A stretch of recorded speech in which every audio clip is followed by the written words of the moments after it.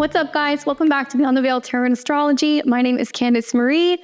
Thanks for joining me. Happy Thursday. I had a break in my schedule, so I decided that I was going to do my getting ready with me video. So I am going to be getting ready today, giving you guys all of my recommendations. I hope you enjoy this, and we'll go ahead and get right into it.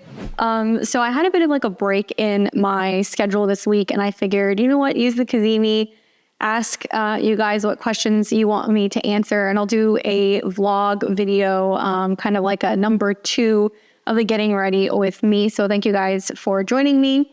I have my handy dandy iPad here. I'm going to be reading your guys' questions. Hopefully I can get through all of them.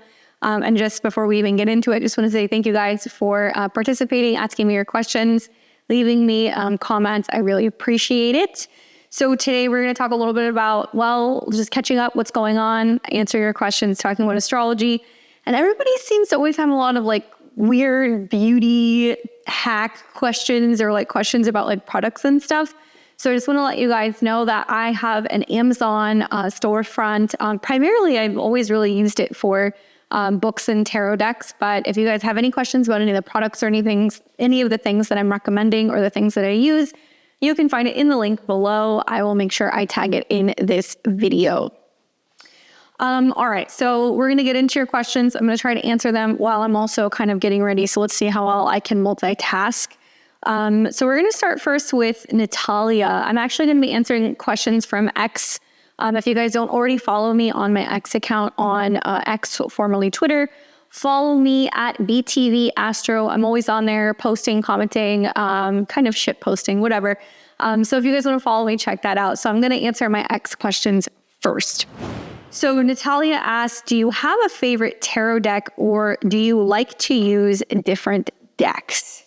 Truth be told, last time I counted, I have like somewhere around 55, 60 decks. Primarily because I like to just collect. I'm a collector. I've been reading tarot for the better part of the last 15 or 16 years, probably even longer now that I'm starting to do the math. But I am a huge fan of the Baba Studios. Not sponsored, don't have any sponsorship with them. But I actually have been buying their decks for the better part of like the last 18, 19 years. So if you guys are not familiar with them, they're kind of based in Europe. Beautiful thick cardstock. Some of the decks that they have also have like really pretty foiling. I'm just a huge fan of like the Victorian kind of style of cards. I like all like the pretty flowers and the cherubs and the naked ladies. But they do lots of really cool different tarot decks. I like the Victorian Romantic deck. I also have the Tarot of Prague. I think I have another one of theirs as well. I'm trying to think, but they do like an Alice in Wonderland. They do like a really kind of whimsical cats deck. That's probably one of my favorite decks to use. Can't go wrong with the traditional Rider-Waite deck either. Obviously, I have a number of different sizes and versions. I really like the gold Rider-Waite deck as well. I keep that on my altar space in my office to kind of do sometimes like my personal card of the day or the cards that I like to pull. Certainly, I have certain decks that I use for certain things. So I don't limit myself to just tarot. I really am a big fan of the Russian Gypsy Oracle deck. I don't know how many cards it is. I want to say it's maybe like probably like 50 or 60. And you shuffle the deck and you ask questions, and then you lay all of the cards out. And you look to see which of the corners match up and create an image. And then it shows you a direction, which things point. And it gives you like some kind of like prediction, I guess. You know, it's an oracle deck. And you have to kind of look it up in the guidebook, but I have found that to be like really eerily accurate. And occasionally I like to kind of read with playing cards. So I still sometimes do that when I get the chance. So obviously just a little bit of a break. This is what's on my face. I usually try to put these on in the morning, especially because I've been getting up so much earlier than usual these days. So you can't go wrong with like having like a really good under eye kind of gel thing. So that's usually how I start. And truth be told, I'm going to have a crazy skin routine, and I'll explain to you guys why when we get into like the other makeup and like getting ready with me stuff. But do you guys have any that you recommend? I like to use also, there's like the 24 karat gold ones that they sell. Comes in a little container that's like obviously moist. and it seals up. But I feel like this one, I don't know if it's the caffeine. It says it's got hydrochloric acid in it. I don't know, but I feel like these actually work. This in a combination of using a gua sha. If you guys have not gotten the opportunity to try one, definitely get one. I usually keep mine in the shower because I use like an oil cleanser, and I'll do all of my gua sha lymphatic like work. And I start from my collarbones and I will push up towards my neck and also down towards my lymph nodes. And then I go all along my jawline, and then I bring it down over my frown lines, up past my cheekbones, under my eyes, up, and then I kind of fan everything out over my forehead. But like, I don't have any product on my face. I literally just got out of the shower and spared you guys the 30 minutes of blow drying my mane. But I have found that total game changer for depuffing your face, and also anything that's going to prevent wrinkles, right? Good products to consider using. All right, so we have Steph as well as Nick on X that asked a really similar question. You guys both asked about a reunion with Mike, the Peace Stealer. So if you guys are not familiar, I used to do a Midheaven podcast. I did it for about 2 years while I was living in Vegas with the Peace Stealer. I love Mike. He's like one of like BFFs. A reunion, yeah. I mean, it's funny because I was talking to him actually a couple of days before I filmed this video, and I was like, hey, people are like asking if we should like reconnect in some way. I would be super interested in like doing a follow-up with him just on some of like the global events, but also like talking about what the heck is going on with Kanye. We've been kind of going back and forth about that recently. I don't know if he's made a video or anything, but I think that that would be like a funny topic. We ultimately didn't keep doing the Midheaven podcast because I relocated from Las Vegas and I moved to Texas. So it was kind of like, well, were we going to have that same dynamic if we're not in the same room? And we were actually filming pretty much every week, every other week. We had a video coming out every week, and we were doing lives as well. So I don't know. I would be down to reconnect with them and do a live. I also think it would be fun to kind of have somebody else to spitball with and kind of like have as like a back and forth sounding board to maybe do like a monthly overview and kind of like do a mashup of some of the stuff that's going on with the planets. So maybe we can do that. I would be totally down to do a reunion show. And Steph also asked, do you think the housing stock markets will correct fully? Us millennials are waiting. I think that for sure we're going to see a lot of market volatility over the next 2 months, with Mercury, obviously business and trade, going retrograde in Aries, and then also seeing that we're going to have Venus go retrograde in Aries, and Venus is not happy in that sign, right? It's a Mars ruled sign. And because they're going to be a part of like eclipse cycles, they're going to retrograde back into Pisces, touch with Saturn in the North Node. I think it's going to be about major disruption in global trade. So I do think that that's going to have a huge effect on all of the markets globally, not necessarily just the stock market.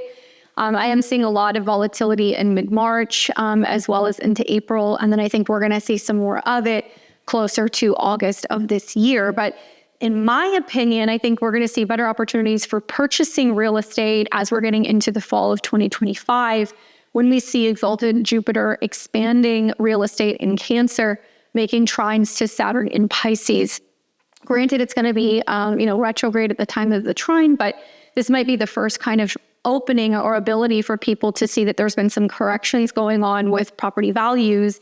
As we all know, a lot of them were inflated, and also possibly seeing going into 2026 that I genuinely believe this is going to be a better year to buy. Now, Nick also said, can you tell more about your experience using Ivy? And if those of you guys know what it means, obviously ivermectin. All I can tell you about this is I go back to when I got COVID in 2021. And I actually had COVID 2 or 3 times since COVID became a thing. Every single time I've used ivermectin. I'm not promoting it. I'm not saying you should take it. I'm saying you should do your research. But I have been pretty vocal about some of the effects of it, and also studies and the impact that it can actually have in preventing other health problems and diseases, and potentially even treating cancer. Have a number of family and friends who are actually taking it, and they're seeing really great results. Obviously, I'm not a doctor, but I can tell you that every time I got sick, I took it, It got to a point where at the end of 2022, I was like, I should just be taking this regularly for preventative care. And I have been kind of doing it ever since, and I haven't had a problem with it. As crazy as it sounds, yes, I'm taking like the horse paste. I just take like a small dose for my body weight, and I take it in the morning on an empty stomach. And I do 7 days on, and then I do 21 days off. And haven't been as consistent recently. Probably should be, considering there's going to be a bunch of obviously kind of world health things that are going to kind of continue to keep brewing into the summer. So I definitely want to get back on that. But I can tell you that having taken the combination of ivermectin with hydrochloroquine, I was really sick. When I first got COVID, it was really bad. I remember, I'm a second house stellium. I've got 4 planets in the second house of Scorpio. So I'm very fixed on my things, and love perfume, love the way things smell, love flowers, really love my chocolate. And I remember getting COVID so bad that I realized after about 2 or 3 days, I can't smell, I can't taste anything. And I came home and was eating chocolate and I couldn't taste it. And then I was trying to smell flowers and I couldn't smell them. And I just like burst into tears. Totally freaked out and was like, you know what? Screw it. I contacted my friend who her family is obviously in pharmaceuticals. They own a pharmacy in Los Angeles, and was like, look, I need something. And they wrote me a prescription for both of those medications. Took it for about 2 days. And then my sense of smell, my sense of taste completely came back, completely. And that's where I was like, okay, this is the real deal. Rather than struggling and being sick for like a week, I decided to use natural remedies on top of that. I know that some people are going to be like, yeah, but that's still pharma. It is, but I would much rather do that than some of the other recommended preventative things, if you guys get what I'm saying. So we've got Patty on X who asks me, do you have any thoughts about Barbolt's basket? Am I saying that right? Barbolt's basket configure next year. Naturally, chatter has been growing over the years, especially with the pandemic, but it feels like it's exploded lately. I know what a basket is, but truth be told, I hadn't heard about this until you said anything in the comments. So I had to go and kind of do some research. Obviously, this is the astrologer, Barbolt, am I saying that right? Who is calling it his basket. And this is the configuration that's going to be happening in the summer of 2026, where we see correlation between Pluto in Aquarius, Saturn and Neptune in Aries, as well as I think it's going to be Uranus in Gemini. I just know it's like a combination. No, Jupiter in Leo. That's what it was. So you've got an opposition between Jupiter and Pluto, and then you're going to see that there is going to be a sextile to both Saturn and Neptune. Okay, so it creates a basket pattern. It kind of looks like this. So it was my interpretation after doing some research and kind of looking into it that this is a combination of a ton of different planetary cycles. Some astrologers are saying this is like the fruit that's coming from some of the more complex, challenging world events since 2020, but also some of these cycles go way back, like to the 60s and even beyond that, with some of the cycles that deal with the outer planets. What do I think? I think that I am very curious about seeing outer planets that are all in sextiles to one another. Obviously, seeing oppositions between Pluto and Jupiter, which is actually going to be more going into summer of 2026. So I'm thinking 2025. When it's in Leo and Aquarius, that's going to be a pretty dynamic energy. Jupiter is going to be wanting freedom. It's going to be all about kind of growth and expansion. Pluto is going to be about wanting to hold on to control. So being able to see Saturn and Neptune make some of these aspects, I feel like can soften some of this. I did read an article on Substack, and I'm not sure who it was, but the title was like, are we going to come together? Are we going to break apart? And I think that that's like actually a really perfect question to kind of phrase thinking about this aspect, because oppositions can be very divisive versus the sextiles, which can be kind of softening and beneficial. I'm personally really excited to see the summer of 2026 for a number of reasons. I feel like with the eclipse cycles, which are going to be coming into Leo and Aquarius, we're also going to be seeing Jupiter being there. Summer looks absolutely amazing. And I'm really excited to see Jupiter in positive, harmonious aspect with Saturn and Neptune. Do I think that this can be a turning point for humanity? Yes, but for a number of different reasons. This particular configuration is only going to last a brief period, I believe, in like July. I don't even know if it's going to go into August. And I think that, whenever we see aspects that are going on between outer planets, we're going to see huge, themes and patterns revolving around collective change. We're still going to be focusing on what's going on with the North and South node. So we're going to want to kind of see, well, what's happening with that. And obviously having the South node in Virgo, Mercury transits, but the North node in Pisces, Jupiter transits. So I think that really enhances kind of getting to where we need to go with, the North node ruler being an aspect to Saturn and Neptune.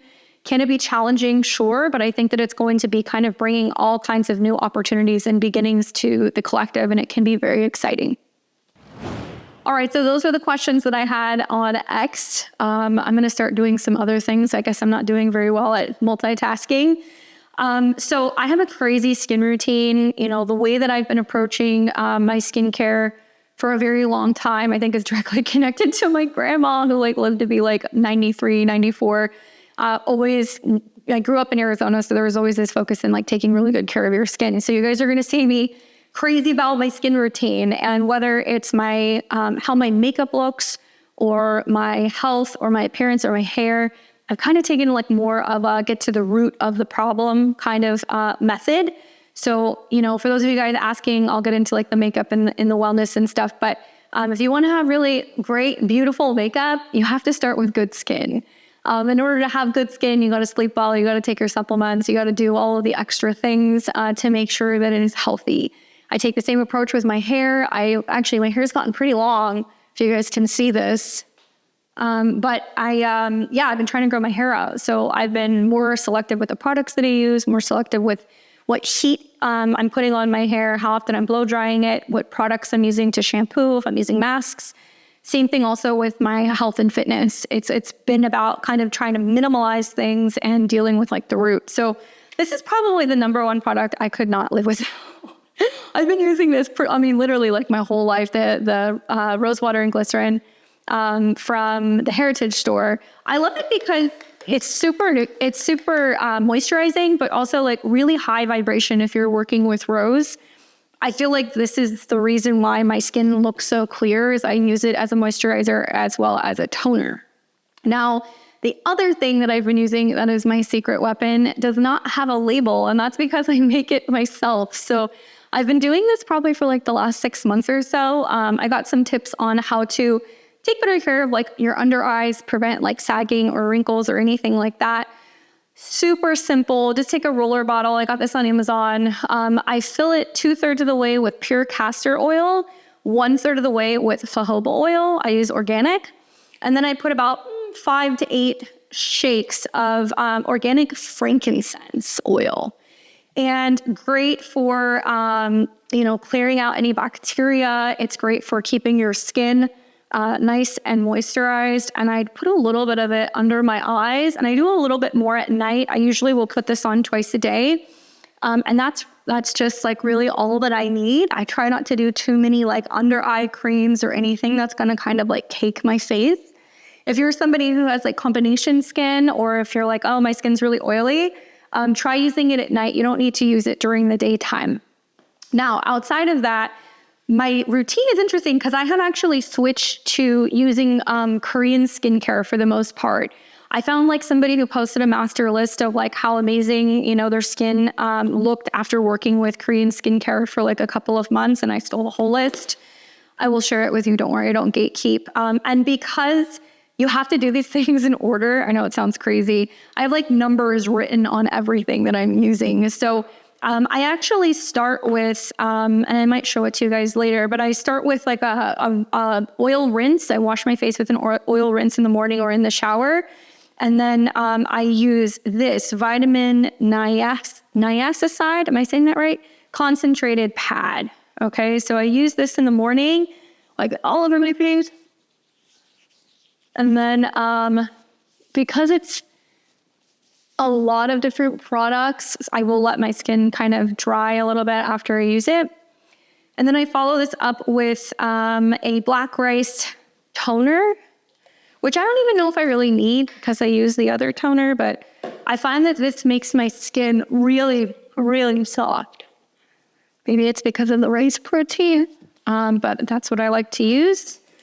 And then after that, I follow up with my fifth product. And this is a Madagascar, centella, oil, face oil. All my little numbers. I look like such a like old lady saying that. And this isn't like super oily. It's actually more like a liquid. Okay. And then I finish with this Mixun bean essence. And these are all Korean. And I will make sure I put the list for you guys. And it's kind of like stringy and jelly. I try to kind of get it on the top of my eyelids and down my face. And then I'll let that kind of dry for a second before I put moisturizer on top. Truth be told, as much as I love like beauty and like wellness stuff, when I'm at home, I'm not really wearing makeup. I don't have an interest in wearing makeup. Sometimes I'll put on a tinted moisturizer if I have to like go out and run errands or something, but I get up really early in the morning to go work out. Don't see the point in putting makeup on, then I'll come home and hang out usually at home around the day or kind of like run errands, like I said. So two products that I just recently started using that I really do like is Eight Saints. Great stuff. I really like this stuff. I try to use like clean products whenever I can. Not always. I know it's hard to find, especially when you're getting into like makeup and stuff, but Eight Saints, this is their Daydreamer face moisturizer and Wonder Plumping Eye Cream. Okay, so these are great. Pretty affordable. They're not too expensive. I don't really buy a lot of drugstore stuff only because it's so harsh, some of the stuff that is on or in them. So I put this over the oil. And this is cool because it's like a little metal tip. So it also like, it'll depuff, but I feel like at this point they're pretty depuffed.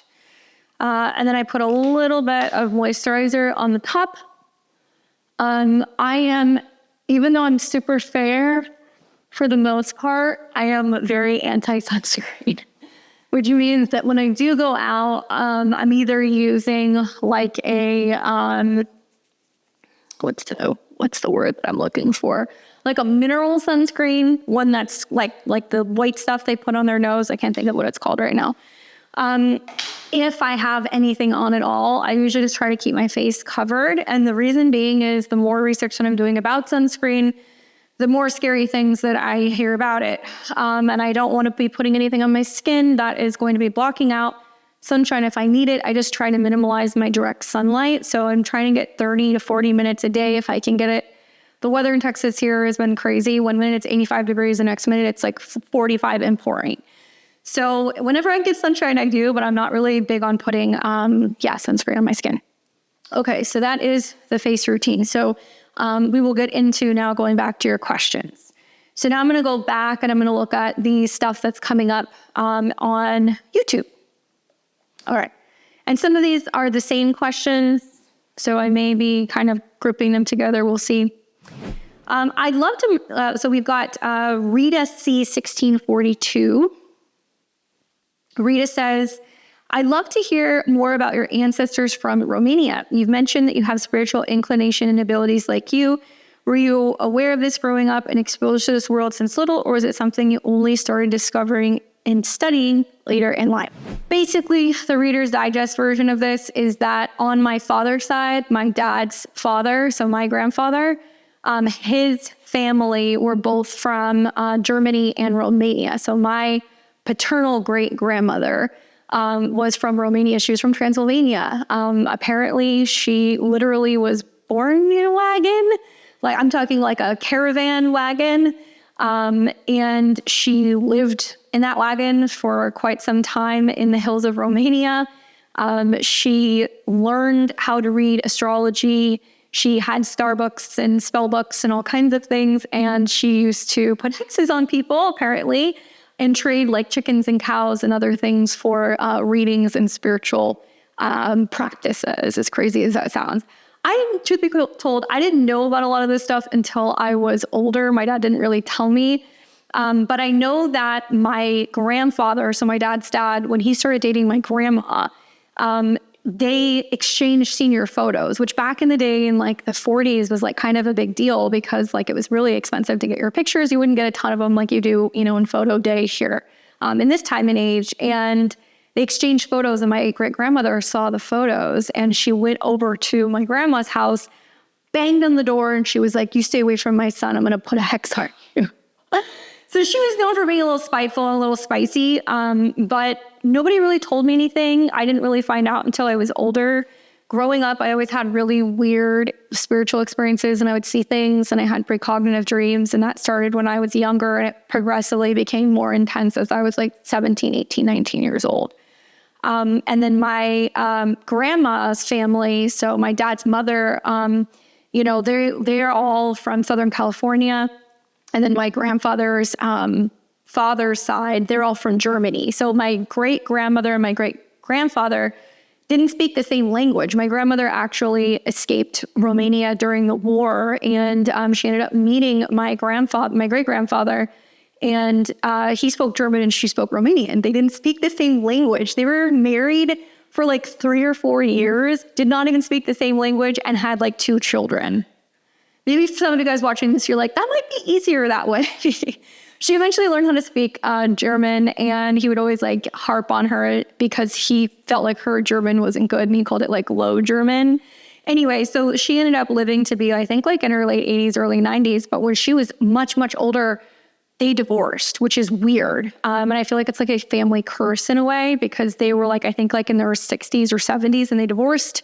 And then my grandparents on my dad's side, 70s, divorced.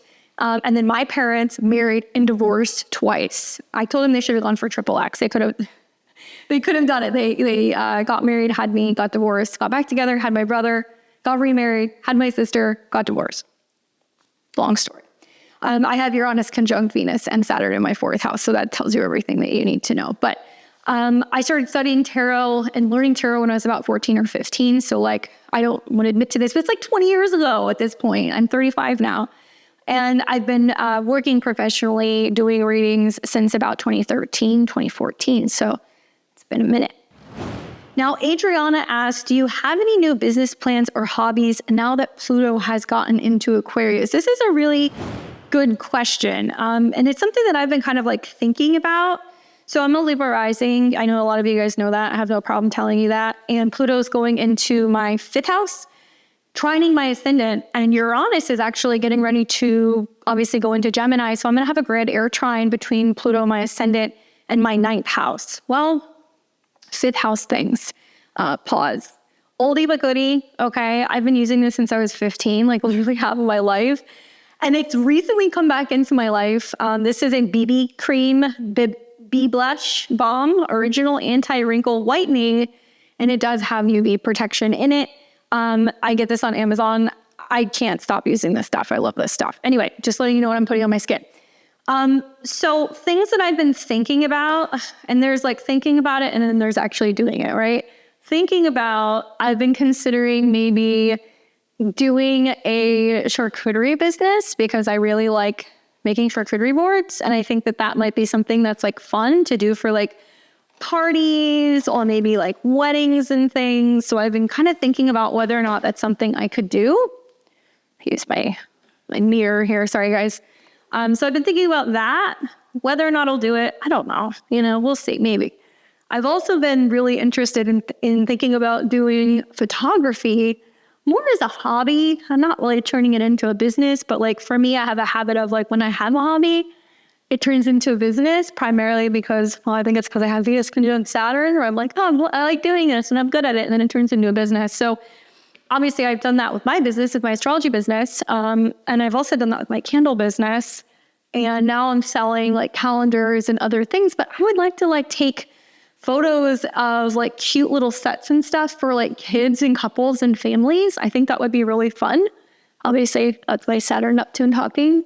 I also have had an interest in getting more serious about like cooking and maybe starting to like put together like a cookbook. So that's something that's kind of come up for me recently as well. There's other things that are kind of marinating. I've been thinking about writing a children's book for astrology, but that's obviously more business related. You guys kind of get the theme. And there's some other things that are kind of brewing, but thank you, Adriana, for your question. Andrea asked, how did you learn astrology? So kind of answer that question purely by love. Started studying tarot first, and then about a year or two later, started studying astrology. Honestly, I was buying Mount Astrologer magazine back in the day. I don't think it's going to be in print much longer. Tons of astrology books, just reading books. Obviously, huge fan of Susan Miller. I always have been a fan of hers. Liz Green was also one of the first astrologers that I was introduced to. And I basically studied on my own for about 2 or 3 years. I've had 2 astrology parents. I've done courses through Jeffrey Wolf Green's Evolutionary Astrology. Obviously, studied horary. I took the program with Adam Ellenboss. Horary is hard, man. I feel like that's the one thing that I'm still trying to kind of wrap my head around. And I've done also courses and stuff sporadically from London School of Astrology. And I just keep learning. It's just something that I keep reading and kind of keep working on. Mean Feline says, if Cam White and the Peace Stealer put on something in Vegas, will you make a visit? Hell yeah. That would be pretty cool. Is that something that they're actually talking about doing? I was not familiar. I kind of miss Vegas. It's interesting. I was just talking to my uncle. He lives in Los Angeles. But he was telling me that the Backstreet Boys are having a 25-year reunion kind of performance that they're doing for the Millennium album. If you guys know what that is. Some of you guys are nodding your head hell yeah, and some of you guys are what? Backstreet Boys? I would totally do that. I think that'd be fun. I don't personally know Cam White. I've never met him or anything. I've watched some of his videos. I think he's absolutely hilarious, and I think he's actually a really good astrologer. So I think he at one point lived in Vegas. I didn't meet him, but I'm pretty sure he lived in Vegas for a while. And I think since then he's moved to Colorado, if I remember correctly. Let me know, I could be wrong, but yeah, I would definitely do that. I think it would be really fun to, connect with other astrologers and stuff on YouTube. Why not? So Cosmic Beauty 1990 asks, can you discuss how you lost friends going into astrology? Somebody else asked me a similar question. I'm not sure the screen name, so I'll get to it. But somebody else was like, can you talk about how that impacted your friendships? Yes, we can talk about that. People were asking about makeup tips. Best makeup tip I can give you is a drag queen tip. So you guys are always asking about makeup. This is literally just an NYX cheap white pencil. My advice, if you want to get a really nice, even kind of smoky eye, or even something that just blends very well, I take the white and I go all the way up to the arches of my brows. Hello, drag. And then I smooth it out just so that way I can create a natural highlight. And I do that before I put on any of my makeup. All right, so on to losing friends because of astrology. Well, I laughed a little bit at this at first because my first response was I didn't really necessarily lose friends. If anything, I made friends. And I'm originally from Arizona, but I moved to Los Angeles when I was 13 years old. So I'm going to say half of my life I lived in Southern California, working with the Huda Beauty Pretty Grunge. This is what I'm going to be using today. And when I moved to California, obviously in LA, I still have my 818 number. I'm a Valley girl. But when I moved to California, for me, it was kind of weird because it was culture shock. So I didn't really, I grew up in a small town in Southern Arizona. I went to the same school, kindergarten through 8th grade. Had the same best friend from the time that I was 6 or 7, So for me, changing schools was a big deal. When I got situated and I made new friends in high school, those friends have stuck around. Actually, now that I live in Texas, one of my best friends from high school lives about 2.5 hours north of me right now. And then my other best friend from high school lives up in Dallas. So they're a little bit further north from me, but I have stayed in touch with a mass majority of my friends from high school. I feel like I have a really good, tight-knit group of friends. And I don't really feel like I lost friends. I feel like there was this weird transition where when I started doing what I was doing in my mid-20s, my high school group of friends were like, okay, I'm into it. A lot of them supported me doing readings, and I did readings for them a lot, just kind of for fun. And they would refer people to me. And then it got to a point where I'd be coming home from my day job and people would be sitting outside of my house waiting for a reading. My mom would get pissed because I had moved back home while I was like kind of in between finishing school and like figuring out what I wanted to do.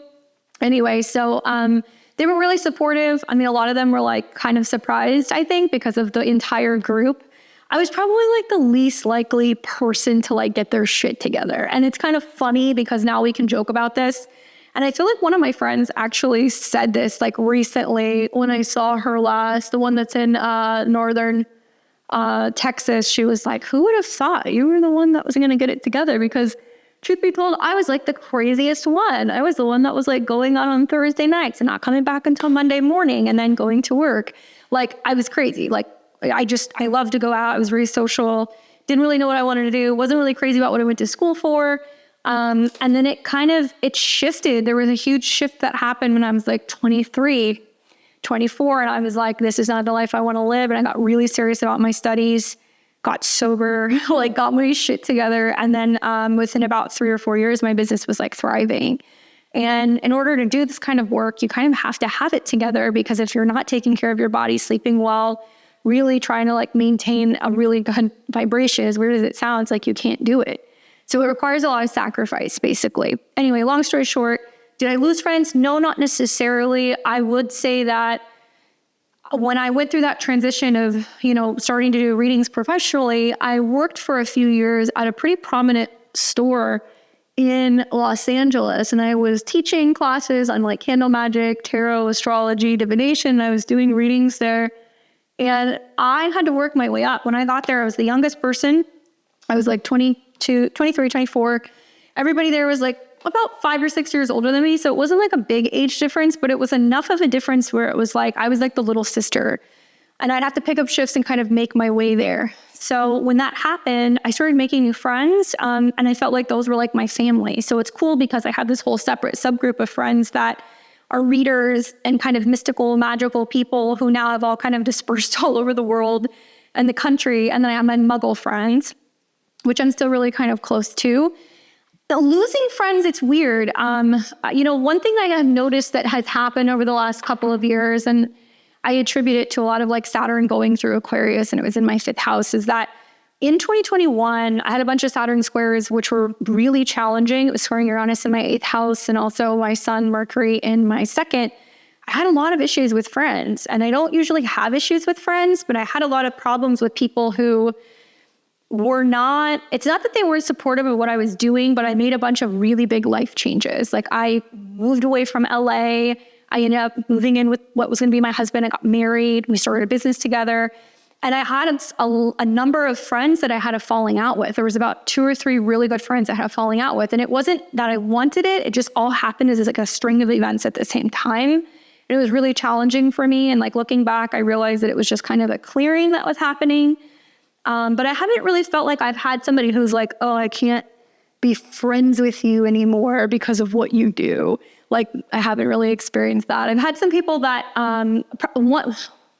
one or two friends in particular, one I did have a falling out with, who almost like single white femaled me.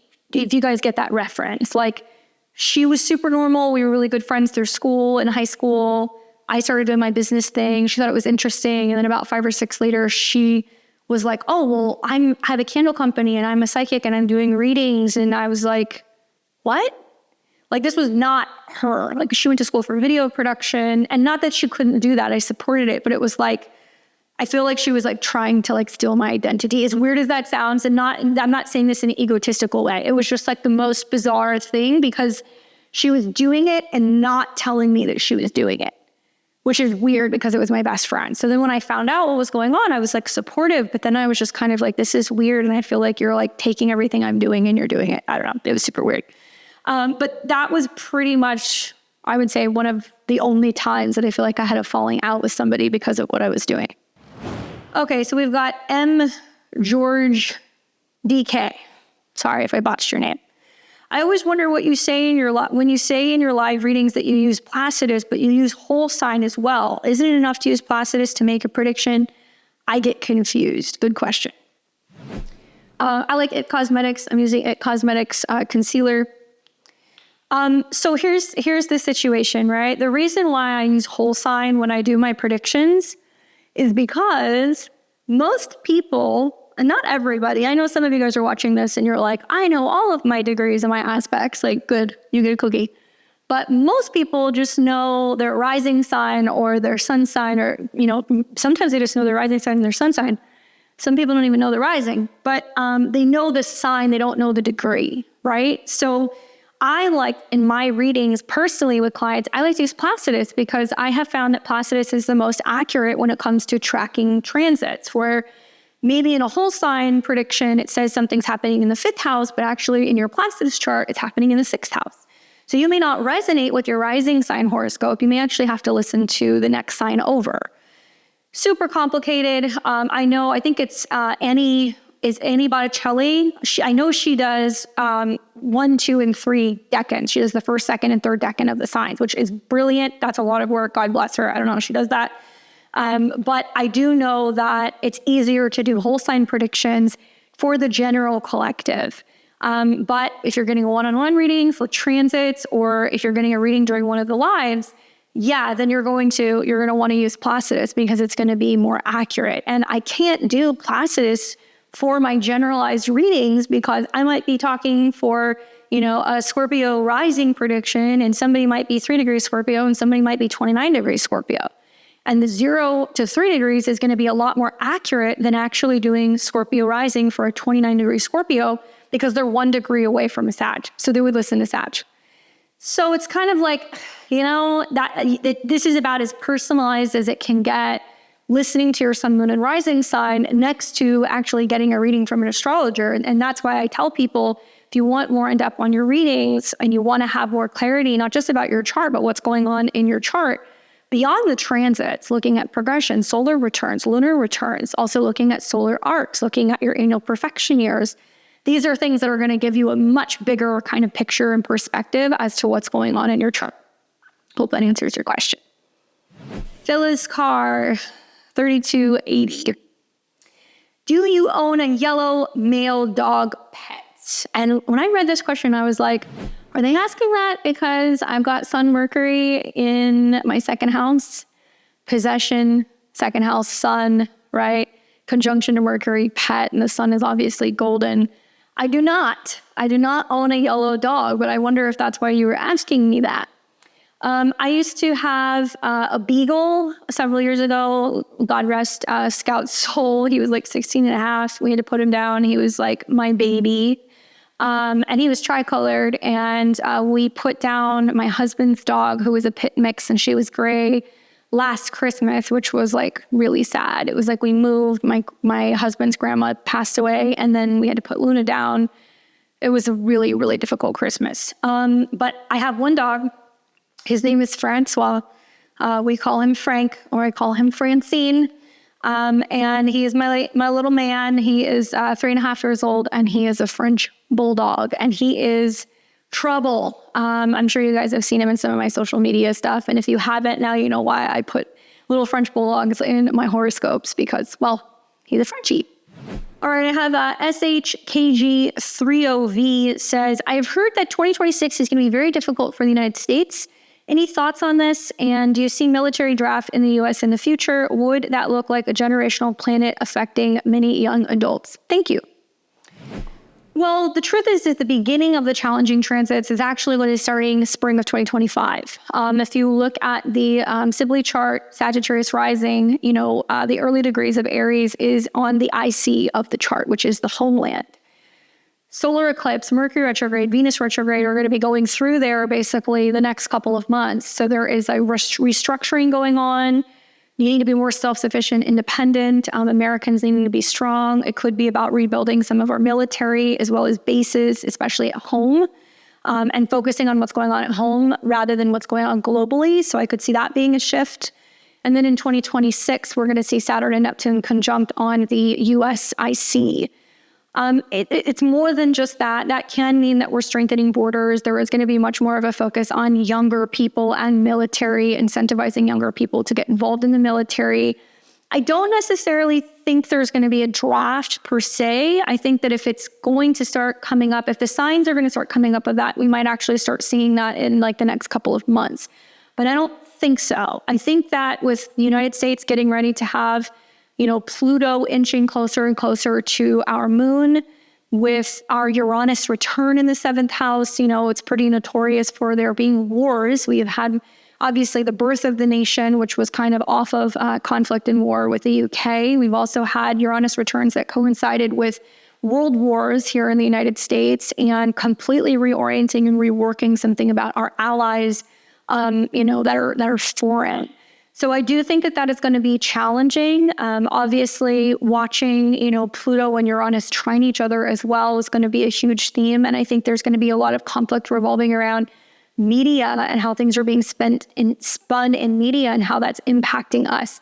If you want to know the truth, I think the future of war is going to be completely redefined. Saturn and Neptune have not been in conjunction since the Bronze Age at the early degrees of Aries at 0 degrees. So we're going to see a completely change, new beginning, art of warfare. I think a lot of it's going to be media. I think it's also going to be frequency wars, and it's going to be things that are going to be fought in space.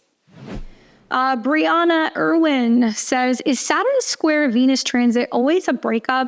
If I'm seeing someone but not officially together, it could mean deepening that relationship during that period or time. I'm kind of nervous. It's my 5th house for Saturn transit and natal Venus in the 8th. Well, to me, it sounds like Venus going through the 5th house of self-love and vulnerability and things revolving around emotional security within the self, true love, feelings, children. Saturn is pressing on Venus, so it's pushing for there to be more transparency in matters of love and relationships. And Saturn square Venus, I think, can test the bounds of a relationship. It can push for more commitment. But you're really going to have to look at what's going on with the natal ruler of your 7th house, because the 7th house is going to be more about committed partnership. 5th is more about dating and kind of like flirting and having something more casual. If you have Venus in the natal 8th house, this means that you have major changes and transformations in regards to matters of love. So it's pushing for more clarity, transparency, commitment, and some kind of truth and transformation in terms of, joint finances, intimacy, connections, commitment, and vulnerability. Now I'm using the Cosmetic CC Matte. I don't know what color this is, so don't ask me. Sorry, guys. All right. So hopefully that helps you with your question on Saturn square Venus. I feel like it's going to test things, and it's going to push you to make moves.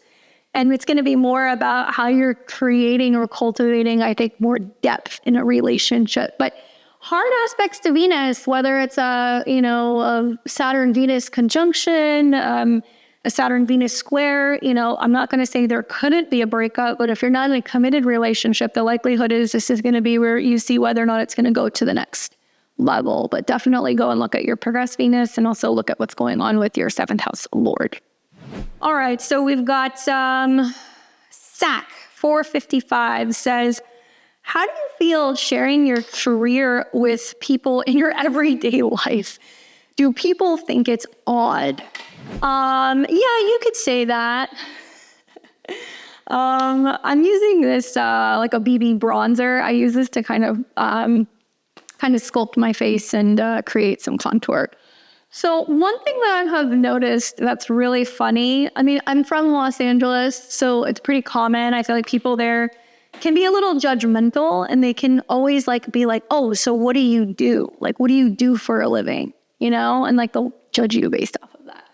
So having lived in LA, I became pretty accustomed to being like, yeah, this is what I do. And I think people thought it was pretty interesting and different and kind of eccentric and bohemian and different. So it wasn't really something I thought about. But obviously, since moving to the South and being in Texas and, in God's land, it's a little different. But I still get a kick out of if I'll go to a bar or I go to a party or whatever, and somebody's like, yeah, so what do you do? I'm like, I'm an astrologer. And they're like, what? Do you work with NASA? No, not an astronomer. I'm an astrologer. I think that people are generally curious. I feel like they're also generally pretty friendly about it. I don't really have anybody who will like scoff or say anything rude. I think that the one time that somebody said something rude to me, I definitely said something back. They were like, "How do you make a living doing that?" And I was like, "Dude, I probably make a lot more money than you do." And I don't usually say stuff like that, but that guy needed to be put in his place in that situation. But yeah, no issues. I mean, I feel like people are pretty open-minded, or they'll ask, well, what is that like? Or, like, can you tell? Usually when I tell them what I do, they'll be like, oh, I'm a Sagittarius, I'm a Gemini, or like my husband's a Scorpio. And I'm like, okay, and sometimes they'll pull like a rabbit out of a hat and be like, oh, so like you're getting married this year, or like you've got some issue going on with, your kitchen, you're renovating something, right? And they're like, what? It's like a party trick. But you can make certain assumptions off of their sun sign, which are basically going to stick. But I feel like people are generally pretty friendly. And then they're more interested with like, well, where do you do this? How do you do this? My husband and I moved to like we live in between San Antonio and in Austin. And we live in like a much more kind of like rural area. Somebody in the questions asked me where I live. I live in New Braunfels. And it's like a cute little German town. There's like all these pretty rivers that run through here. Really quiet community, mom and pop shops. Like it's small. I love it here. But we live on a street where it's like all older retired people or families. And my husband and I work together. He does all my production. He edits everything. He's the one helping with all the comments. He helps film everything. He manages my website. We do all of the products that we ship out. Like he does everything that I could never do. So he is Oz, God bless him.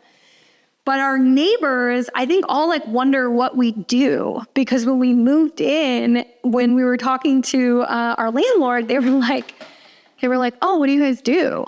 They were like, who are these like people that are renting a 5-bedroom house and like they don't have any kids? Like, what's going on? And we were like, oh yeah, like we're in like production. And he's like, what kind of production? This is Rare Beauty. I'm using this as my blush. What kind of production? And we were like, well, we make videos. And I think he kind of like paused for a second, because he was like, do I want to know what kind of videos people make? So sometimes we like laugh, because we're like, we just like to see the look on their face, trying to kind of decide whether or not they want to like ask us questions. You have so many people doing like OnlyFans and stuff. But he was brave enough to ask. And we were like, oh, we create, like YouTube videos. And he's like, oh, my son's trying to be a YouTuber. And he's 11 years old. My husband's like, don't us early, because it's harder to make it in that, in that world now. But yeah, I think people for the most part are friendly, and it's fun to kind of see people's responses. It's definitely very entertaining. Tara 742 says, do you use annual perfections personally? If not, or if you do, what practices or activities do you do themes each year? Interesting question. Yes, I use annual perfections. This is House Labs. I'm using peach quartz. I like these bio radiant. You see that? Kind of shiny. The highlighter. Yes, I do use annual perfections. Usually when I do a solar return for a client, or when I look at the year as a whole, we'll look at the transits, the solar return, and the annual perfections. For those of you guys who are not aware of what that is, Hellenistic technique, there is going to be a house that gets highlighted each year. You want to look at the ruler of that house, where it's placed in your chart. That is going to show you kind of like the prophecy of how it's going to be unfolding that particular year. And then you watch that planet, and that's your time lord throughout the year. So for example, if you're having a 4th house year, your 4th house ruler is Venus, you're going to watch Venus all year. When Venus makes conjunctions, squares, aspects, if she retrogrades. You're also going to watch your natal Venus, and when planets go through the 4th house. Then you're going to want to look at, well, where is your natal Venus in your chart, and maybe it's in your 1st house. So it's a year where you buy your first home, you're redecorating your space, and you move back home. That's just an example. So it changes every year. I do find that I try to align with what the theme of that year is. I've been reflecting on this a lot, actually, because I'm in a 12th house year right now. And now I know why everybody hates you when you're 23, right? Everybody hates you when you're 23, and also when you're 35. So my birthday was in November, and I have a 12th house year this year. which is Virgo. So that's where I'm having the South Node eclipses. It's a lot of subconscious stuff. It's a lot of weird changes in my sleep patterns and habits. Mercury is my time lord. So the Mercury retrograde that I had in Sagittarius was not really all that bad this last year. The next one's going to be in Aries, which is going to be in my 7th house, which I'm expecting to be a little bit more dramatic. And my natal Mercury is conjunct my sun in Scorpio in the 2nd. So I take into consideration that placement and meaning, and maybe that I'm creating things that are more meaningful this year, maybe focusing on groups and socializing, maybe a cleaning out of certain friends, maybe working more behind the scenes. I'm trying to use it more to share more of my personal life with my audience. That's partly why I'm doing this. It has not been easy. It's not been fun. I spent the first week of my 12th house year in bed, dealing with some health issues that were not pleasant, to be honest with you. And I've also just found that I've been exhausted. I've been tired. And I've been having to sleep a lot more than usual. And I've been trying to just not feel guilty about having downtime. Like, I'm the type of person, I have a lot of cardinal in my chart. 4 planets in Capricorn, Aries moon. I've got Jupiter in the 10th house. I'm always moving and shaking. And I've realized that that's like it's almost like a way of like protecting and not being settled and like dealing with stuff. So it's making me, I think, through being tired or having health issues or problems that come up, it's saying like, you're going to stay down and you're going to deal with this, or you're going to be put down. So I'm trying to learn not to feel guilty about when I have downtime, and really like calming my nervous system down and not feeling like I have to be on all the time, basically. So what do I try to do? Well, for example, last year was an 11th house year. I really focused on, putting a lot into my YouTube channel, also, seeing some of my friends. The year before that was my 10th house year, and that's when I really started bulking up stuff that was going on with my work and my career. The year before that was my 9th house year. I traveled a lot that year. I married that year. The year before that was my 8th house year.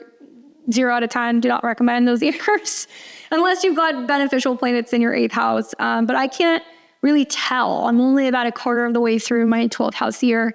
And it's been really hard. I mean, in my solar return, I have a solar return that's like an Aries rising, and my solar return moon and Saturn are in Pisces in the 12th house. So it's reinforcing that. And it's kind of weird because I'm having like the Saturn transit in my natal 6th, but in my solar return, it's in the 12th. So it's like both a balance of mind, body, and spirit. And I feel like I've been doing really well with like the 6th house stuff. And there's a lot of like heavy stuff coming up with my 12th house, which is, it has some benefits. My dreams have been really, really, really prominent, really strong. There's been a lot of really significant symbols and omens that have been coming through. And there's also been like lots of like visits from like ancestors, which is cool to see people I haven't seen in a while. I think it's really pushing me, honestly, to focus more on having a more regular meditation practice. I've been using a sauna a little bit more this year, which I have in my house, one of those like little pop-up ones that I've been using. And recently, and I hate to even like admit this, but whatever. I feel like, when we do something all the time, right? Whether it's your job or it's like a hobby or whatever, like we take it for granted.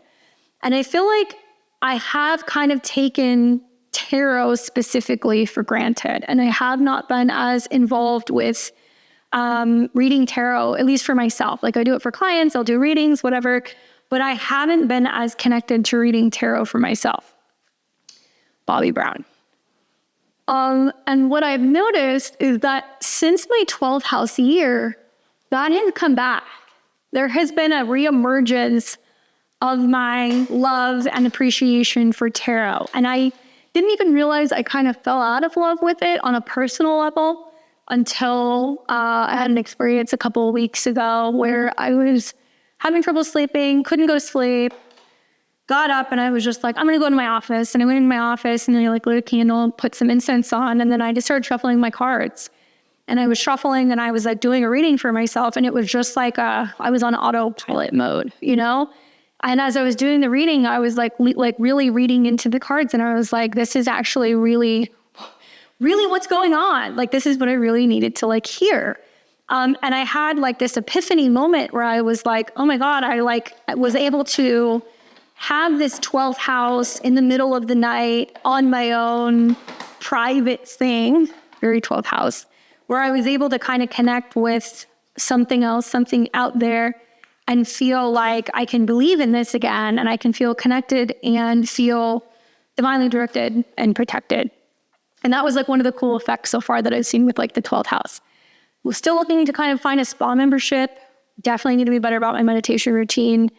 My sleep is just all over the place, which is really hard when I have a very structured routine.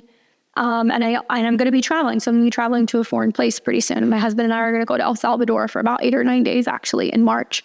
And it's ironically going to be right through my natal moon line. I have a moon line that goes right through there for my astrocartography. So I'm looking forward to that. I think it's going to help. All right.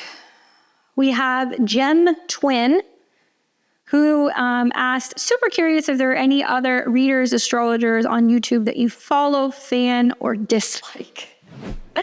The snarky side of me wanted to kind of come out there. I'll spare you guys the list of people that I dislike. I will only say that there's nobody that I really dislike other than a specific astrologer that has full-blown stole concepts from me. Full-blown. And some of you guys know this because actually somebody from my channel brought it to my attention, and they were like, hey, do you know that this lady's like jocking your shit and taking your format? And she was like, even if you guys have seen my horoscopes, like she put transits that catch my eye. And then this is how I found out that she was stealing from me. When I do the transits that catch my eye and I put all the transits for the month, I put internal notes to myself of things to remind you guys. Like if something's going into shadow or if something is going to be retrograding or whatever, like I'll put that. And I didn't realize when I copied it and put it in my description that I left some of my personal notes for myself in that, in that text box. So when somebody said to me, oh, hey, like this person's like, jocking your shit, I went and looked at it and I was like, well, yeah, she took the format, like she's doing things exactly the same, but I can't really prove it. And when I went through the text that she had on her description of her video, she copied my internal notes. And that's when I was like, bing, and contacted her. So if you're watching, I'm still watching you, just so you know. Intellectual property rights are a real thing. Diet beyond the veil, that's what I call it, diet beyond the veil. But I'm going to spare you guys people that I don't like, because honestly, I have better things to do with my time than be trying to figure out people I don't like. I'd rather support other people on YouTube because I know how challenging and difficult it is. Obviously, probably, I'm trying to think. Let me go and look at my subscription list, and I'll tell you guys some of the people that I've been watching. How does that sound? Astrology-wise, I like listening to Serious Joy, okay? Obviously, who does it? Probably one of the longest running astrologers on YouTube, Christopher Witecki. He's gold. One of my friends in LA, about like 8 or 9 years, turned me on to him. Love him. I think he's great. I also like to I'll listen to Rick. If you guys don't listen to Rick Astrology, I listen to him. He does like weeklies. Steve Judd, that's somebody else who I like to listen to. Obviously, Adam Ellenboss is somebody that I like to listen to. Who else? Here's somebody that I like to listen to. Koji Verhara. KHOJIVHARA. He's great. He's actually developing a bit of a following. He sounds like he's somewhere in Europe. Go and listen to him. This guy is an amazing channel. He's really, really, really good. And I feel like the way that he relays what's going on with the collective, I'm a huge fan of. Let's see who else is on here.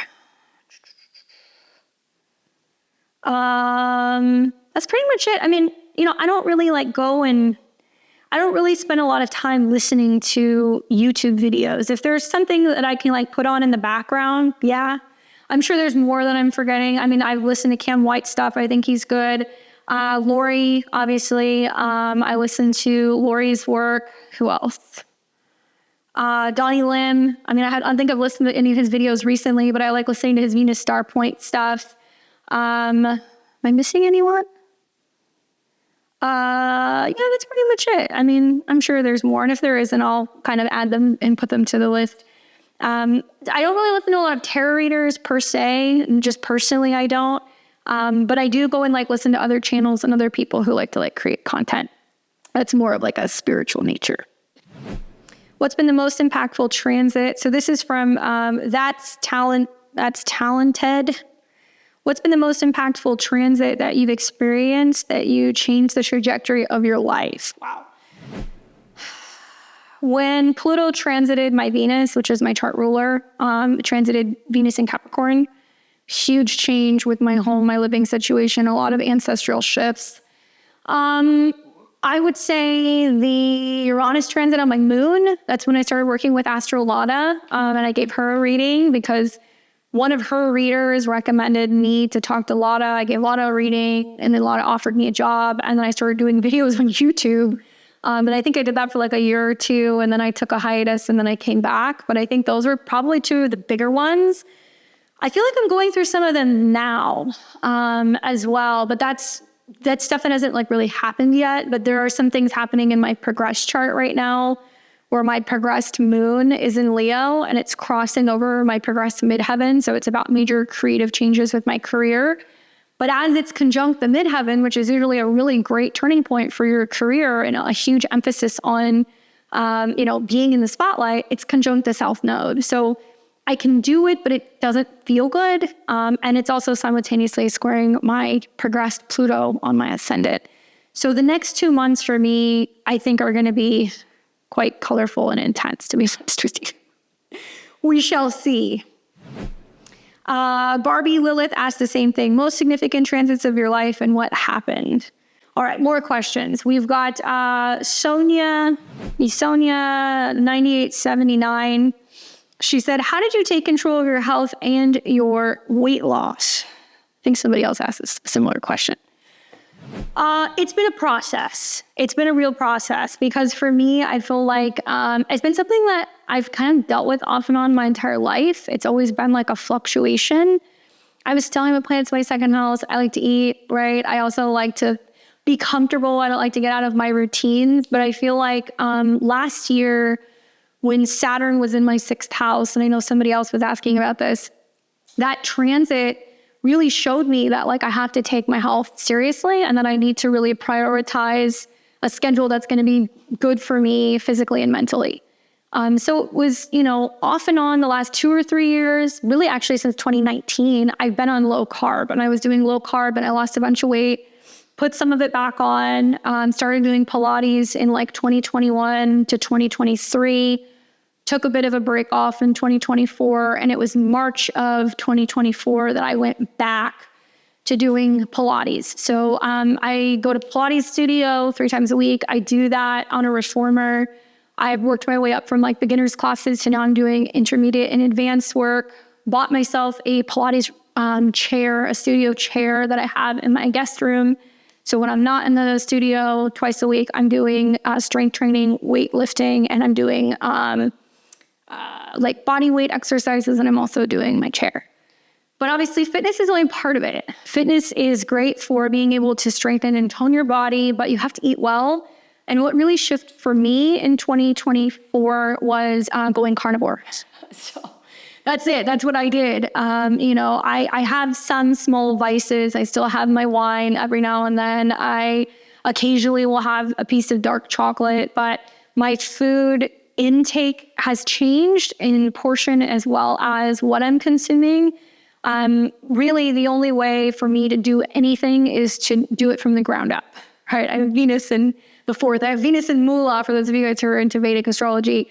But I had to go into my kitchen and get rid of all of the food and all of the junk and all the stuff that I would be eating.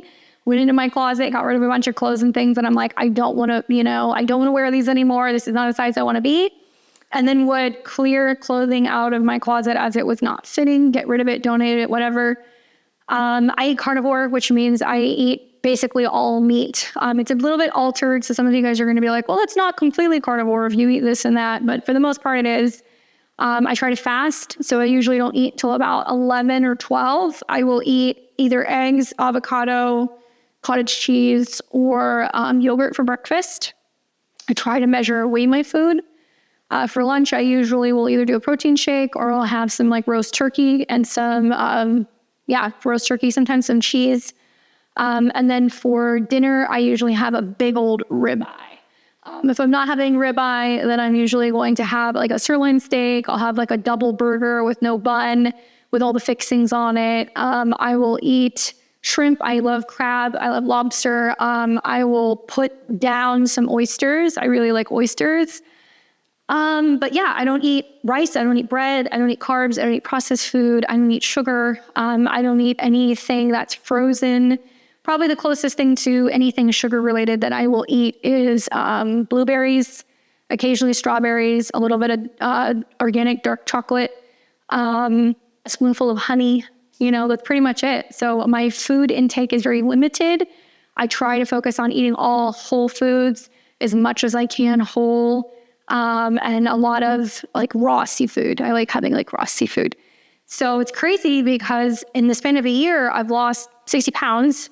I went from a size 16 to now I'm like a size between a 7 and a 9. Lost a crazy amount of weight everywhere. I mean, from my arms to, you guys can see it.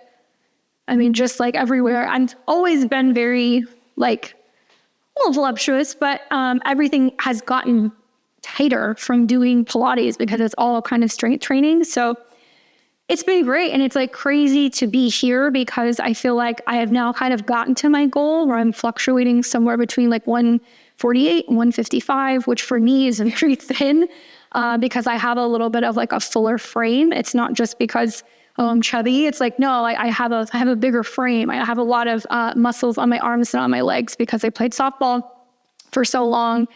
And I thought I was like, oh, when I get to that weight, I'm going to be happy. But now I'm realizing now I'm like, well, I want to push it further. Like now I want to start doing some weightlifting and now I want to kind of do some calorie reduction and some stuff. And then now try to incorporate a little bit more cardio. And I'm really basing it more off of how I feel in my skin, how I feel in my body, how my body is feeling. If I'm feeling a little bit more active, if I feel like my clothes are fitting better. I've had to do 2 clothing hauls now, or I've had to get rid of stuff because I don't want to keep it in the house because I don't want to be that size.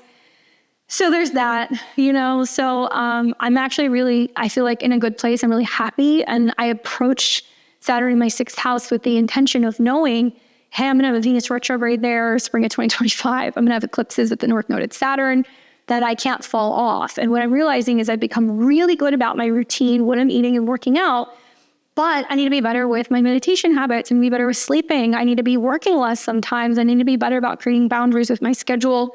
And asking for help and now incorporating holistic practices. So sauna, functional medicine, acupuncture, herbalism, lymphatic massage, that kind of stuff is stuff that I'm trying to kind of do more of now. And the effects and the benefits of combining a much healthier diet with simultaneously doing strengthening exercises has just been like amazing for my energy levels. So commit to it. Stick to a routine, simplify your diet, don't eat processed food, don't eat crap. And obviously, listen to your body. Like that's really the best thing that I can tell you guys. Like, it does take a lot of hard work and dedication, but like when you get to that point where you're seeing the results, you just don't want to stop. And like the results that you get from going carnivore are just like absolutely mind blowing. So big fan. So Ashley asked, Ashley C2679 asked, what curling iron do you use? Your hair is flawless. Good question. We're going to do that in just a second. So basically, I got the Dyson. I feel like I got sucked into it. Like a lot of other people got sucked into getting a Dyson. And at first I was like, oh, this is great. So those of you guys who don't know what I'm talking about, the Dyson Airwrap, because it's got different heads you can put on here. It's got a flat brush, a regular one. It's got like a boar bristle brush. I've had it for almost 4 years now. And now I'm starting to kind of feel like I'm not crazy about it, because it's not like if you guys have one, you have to let me know, but like the red light will go off on it and it will stop working. And I don't know why it's doing it. I've cleaned the filter on it. So if it overheats, it'll turn off. And I'm like really not pleased that it's doing that, because it's a very expensive hairdryer. So if you're looking to get one, I feel like I would either get one that's like an off-brand and not spend the money, or keep doing what you're doing with your blowing out your hair. I blow my hair out. I mean, you guys see this? My hair is so thick. I have a lot of hair.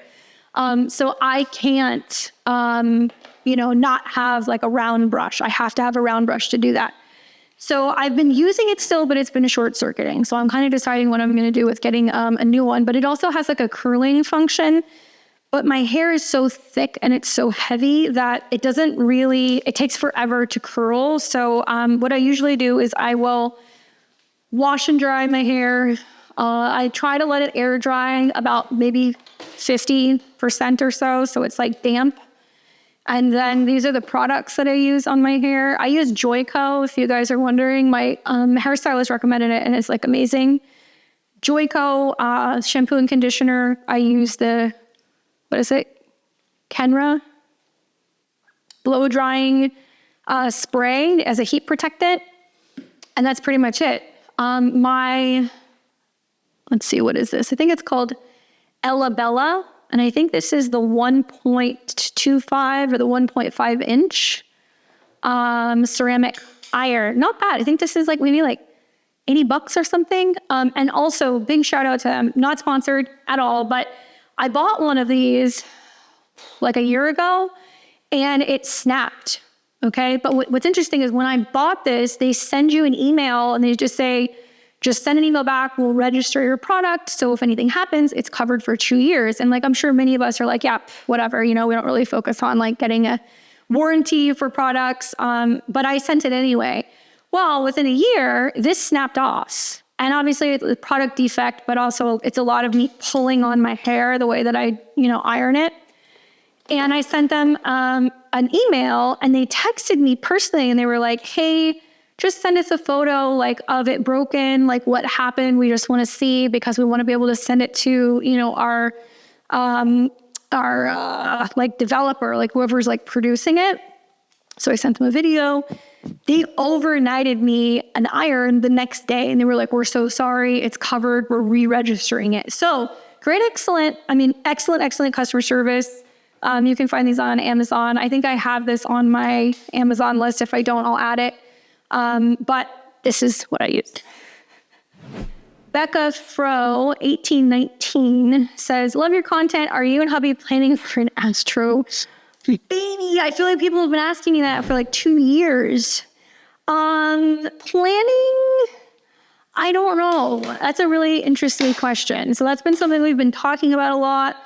Obviously, I'm very grateful and very thankful to be able to work for myself and work from home. I take clients twice a week, full days for readings. And I also, do live shows on Fridays. I create content, but my schedule is super flexible, so I certainly could. We work from home. We moved to Texas because we like the idea of living in Texas, primarily because it was going to be more affordable. We felt like it was going to be safer, more aligned with some of our values, and we thought it would be like a good place to ultimately start a family. So we're talking about it. There's nothing that's been planned per se, but it's definitely something that we are talking about or considering on the horizon this year, because your girl's only getting older. I'm 35 and be 36 in the fall, so I definitely feel like that's something that's probably going to come. I can definitely see some transits and some astrology that are going to be taking place. And my husband's a Scorpio rising, so North Node's in his 5th house, eclipses are in his 5th house, retrogrades are in his 5th house. So I feel like that's going to be like a big topic this year with the eclipses. And I have an Aries moon, so, there's still an Aries eclipse coming, so you never know, right?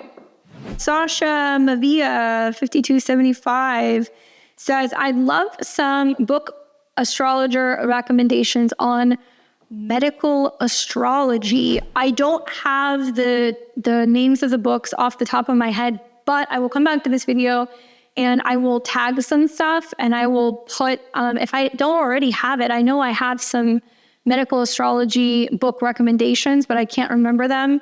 So I promise you I'll put it in the Amazon store, or I will put it in the comments for you. So it says Marglin 8291 says favorite book, favorite food, and place to visit. Favorite book. Man, that's a hard one. What is my favorite book? Probably, I don't feel like I've been asked that question in a really long time. I have a ton of books. Probably one of my favorite books is 78 Degrees of Wisdom. It's a book about tarot. And there's a bunch of other books that are like fantasy books and stuff, but I think that that's probably my favorite book. If you haven't seen it, you should see it. By Pollock. It goes in depth and talks about all of like the major arcanas and like the connection to the symbolism. It's an amazing book. My favorite food. Oh, that's a hard one. Definitely things that I should not eat. I love anything that's like baked goods. You know, like I love like cupcakes. I love cupcakes. I love anything that's like croissants or muffins. I really like desserts and stuff, but I don't feel like that's actually a realistic meal. Probably my favorite food would have to be pizza. I would say it's a toss-up between pizza and sushi, but those are definitely my favorite things. And my favorite pizza, I'm going to get crucified for this, is pepperoni and pineapple. And I don't care what anybody has to say. That is my favorite pizza. And I have sucked my husband into the pepperoni pineapple cult. He will, the few times that we do have pizza, he will partake. He likes it. It's also good with jalapenos on it. You like that as well. My favorite place to visit, that's a hard one. Probably my favorite place to visit in the continental United States would have to be a toss-up between Northern California. And when I say Northern California, I don't mean like San Francisco or the Bay Area, north of that, like where the redwoods are. So anything up there. I think fondly of like the summer of 2020 when I was up in Santa Rosa for a couple of weeks visiting a friend, staying out near the redwoods. And it was just so beautiful. I would spend the day, out in the river, just hanging out, laying on rocks in the sun, and driving into town and going to like fancy cheese and wine shops and having really amazing food, and there's just like great culture, and I love all of the trees out there. It's a toss-up between that and New Orleans. New Orleans is my favorite city. For a number of years, I was going back and forth between there, and I used to love staying in the French Quarter. I would stay uptown. I would go to, friends' houses for crawfish boils and all kinds of stuff. I really love the culture. I love the food. I love the music. I love the magic of that city. Internationally, it's hard to say. I haven't really been to like France and Italy or anything like that. I've done some time in the UK. I really loved Scotland. I spent about 3 weeks in 2019 between Scotland, Ireland, and England. Which I really liked. But I probably one of my favorite places in the world is the U.S. Virgin Islands, over kind of near the Bahamas. That's where I grew up going there a lot with my dad, who would always take the family there, and he was a photographer, so he got lots of cool photography shots. Just kind of like the boats coming in and out of the bay and the spice markets and things that are going on in the city. He loved to go and take photos of people in real life. And I just have been there, probably 6 or 7 times at this point. I love the beach. And my husband and I actually got married there in 2021. So that's probably one of my favorite 3 or 4 places to go. But I'm curious to see how I like El Salvador, because we've been all throughout Mexico and Costa Rica. And I want to see what it's like with my moon line being there. All right, so we've got D, 2621 says, what's the best question for rectifying a birth time? Well, what's the first thing you like to do in the morning? Sounds silly, but it is a tried and true technique that I learned from Nicola, and I've taken a number of different courses on birth chart rectification, although I'd really like to pick Chris Brennan's brain on that because I'm sure he has a lot to say about rectification questions. He's like the Doogie Howser of astrology. But what's the first thing you like to do in the morning? That's going to really help you not just determine the rising sign, but the degree on the ascendant, regardless of the sign, because the degree is going to talk a lot about what they do as soon as they rise, right? The rising. We've got Devin Dunham. Says, I'd love to hear your views on synastry placements and aspects. Well, there's a lot of them. I would say synastry is like if you were to go to a bar and you were to observe a couple on a first date, that would be the synastry of how they are. Is there chemistry? How do they talk? How's the eye contact? Are they touching? Are they uncomfortable? Are they engaged? That kind of stuff. So, people always want to talk about with synastry, Mars and Venus. And certainly that's important. Having chemistry, being attracted, being, physically compatible, that's important. But I feel like I wouldn't overlook some of the other things that are going to be important in a potential long-term connection as well, whether it's relationship, business, family, like moon contacts for emotionally relating, Mercury contacts or positive Mercury aspects for better communication. I'd be willing to take some hard aspects between Mars and Venus. I feel like that can actually be a little playful, and it can also bring a little bit of a competitiveness and a little bit of a challenge. But hard squares between Venus and Saturn, Moon and Saturn, Neptune and Venus. I feel like with synastry, I can deal with conjunctions, and I can even deal with oppositions. But on a personal level, I have found that squares can be a lot more challenging depending on who's got the more superior square and the dignity of the planet and the sign that it's in, because you can get into some situations where certain squares are going to give another person the upper hand. Now, with that being said, squares to the north and south node, for example, or if your sun sign squares your partner's sun sign, that's not necessarily a difficult aspect. Actually, I think it can really be beneficial for growth. And I like the sun squares and the planets that square the nodes because you're pushing each other to evolve and grow, right? Sometimes the best relationships are the ones that are going to encourage you to grow and kind of evolve and get out of your comfort zone. That's just my hot take. So yeah, I don't mind a little bit of a difficult or challenging kind of astrology dynamics. Mary Amadeo, am I saying that right? 1509 says, what are some unique placements in your birth chart, favorite cuisines, and do you like sports? Well, my birth chart's made up of 2 stelliums, so that's fun. I have Mercury, Mars, Pluto, and the Sun, all in Scorpio in the second house. Lilith is there too, just for bragging rights. And I have Uranus, Venus, Saturn, Neptune, all conjunct within 10 degrees in Capricorn in my 4th house. So I'm the Scorpiocorn, even though I look more like a Taurus, but that's because my sun's in the 2nd house, beneath the horizon.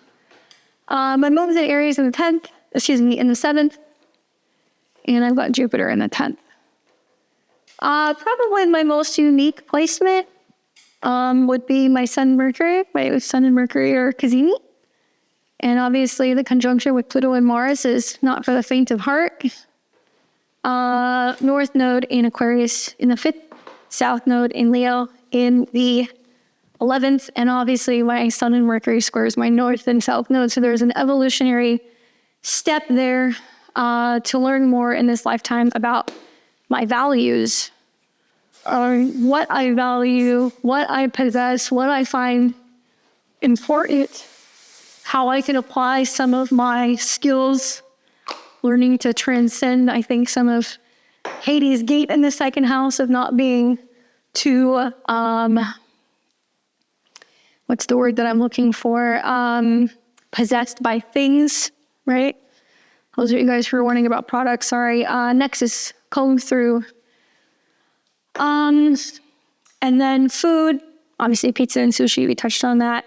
Do I like sports? I do like sports. I'm a big football fan. My family is originally from Wisconsin on my mom's side. Green Bay Packer, go Pack go. I like watching baseball. I like the Dodgers because I grew up in LA for a while. I also really like watching, I like the Diamondbacks too because I'm originally from Arizona.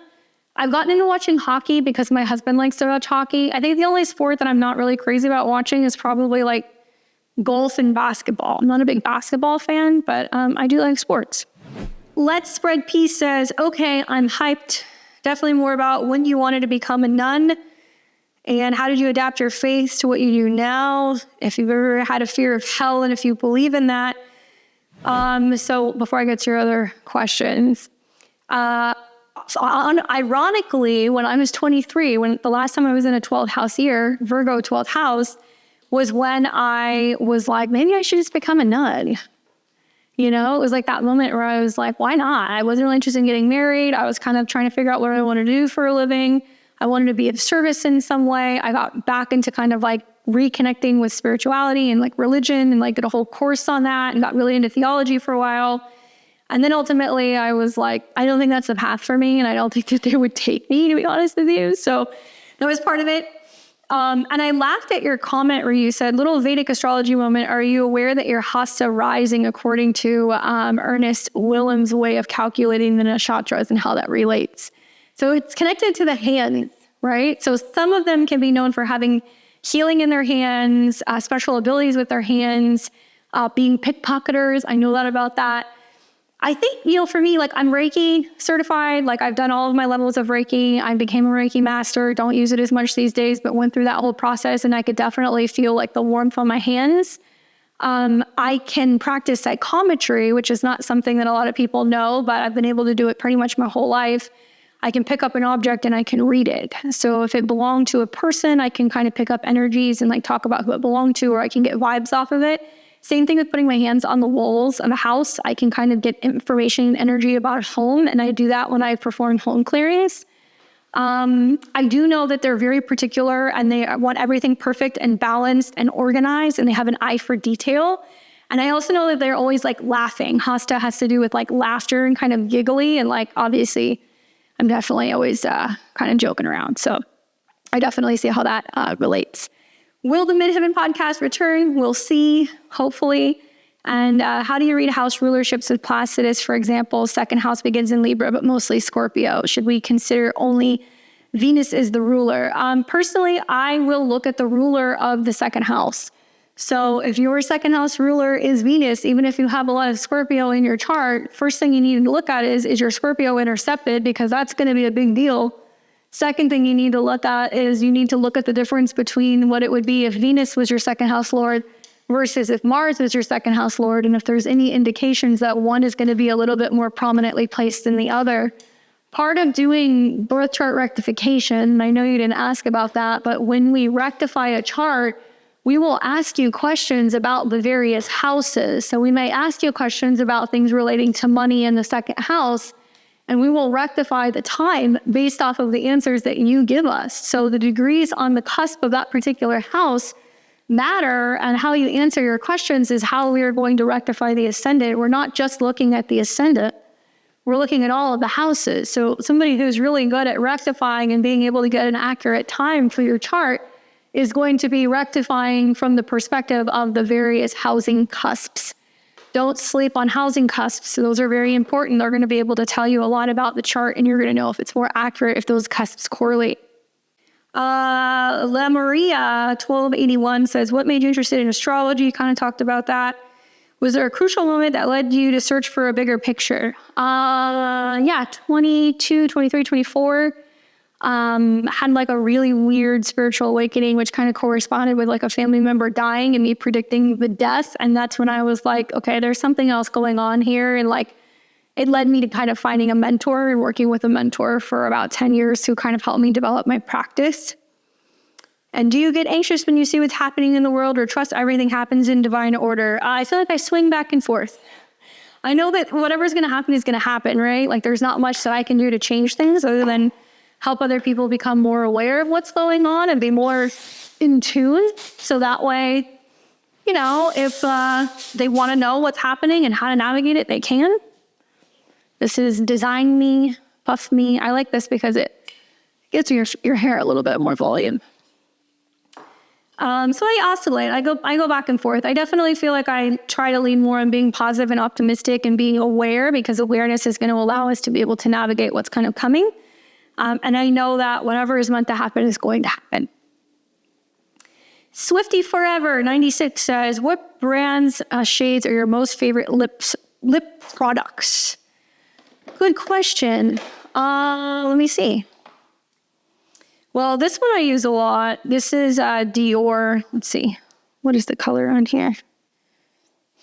Rouge. Okay, so I like this one. This is one I probably wear the most. I like Rare Beauty in... What does this say? Define. They're very red. I love a good red lip. NYX Lingerie, and this is in color Warm Up. I like this one. Let's see. This is another red lippy, Lady Danger by MAC. I love my red lipstick. I've always been like that. I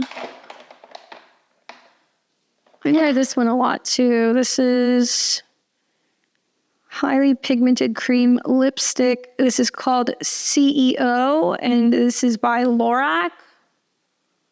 That color. I kind of try to do stuff that's like a little bit, I don't know, a little bit warmer. I'm not a fan of like the oranger reds or sometimes the browns. I like this one too. This is a Sephora one. Don't sleep on the Sephora lipsticks. They're super affordable and they can actually be really, really, really great. This is number 6.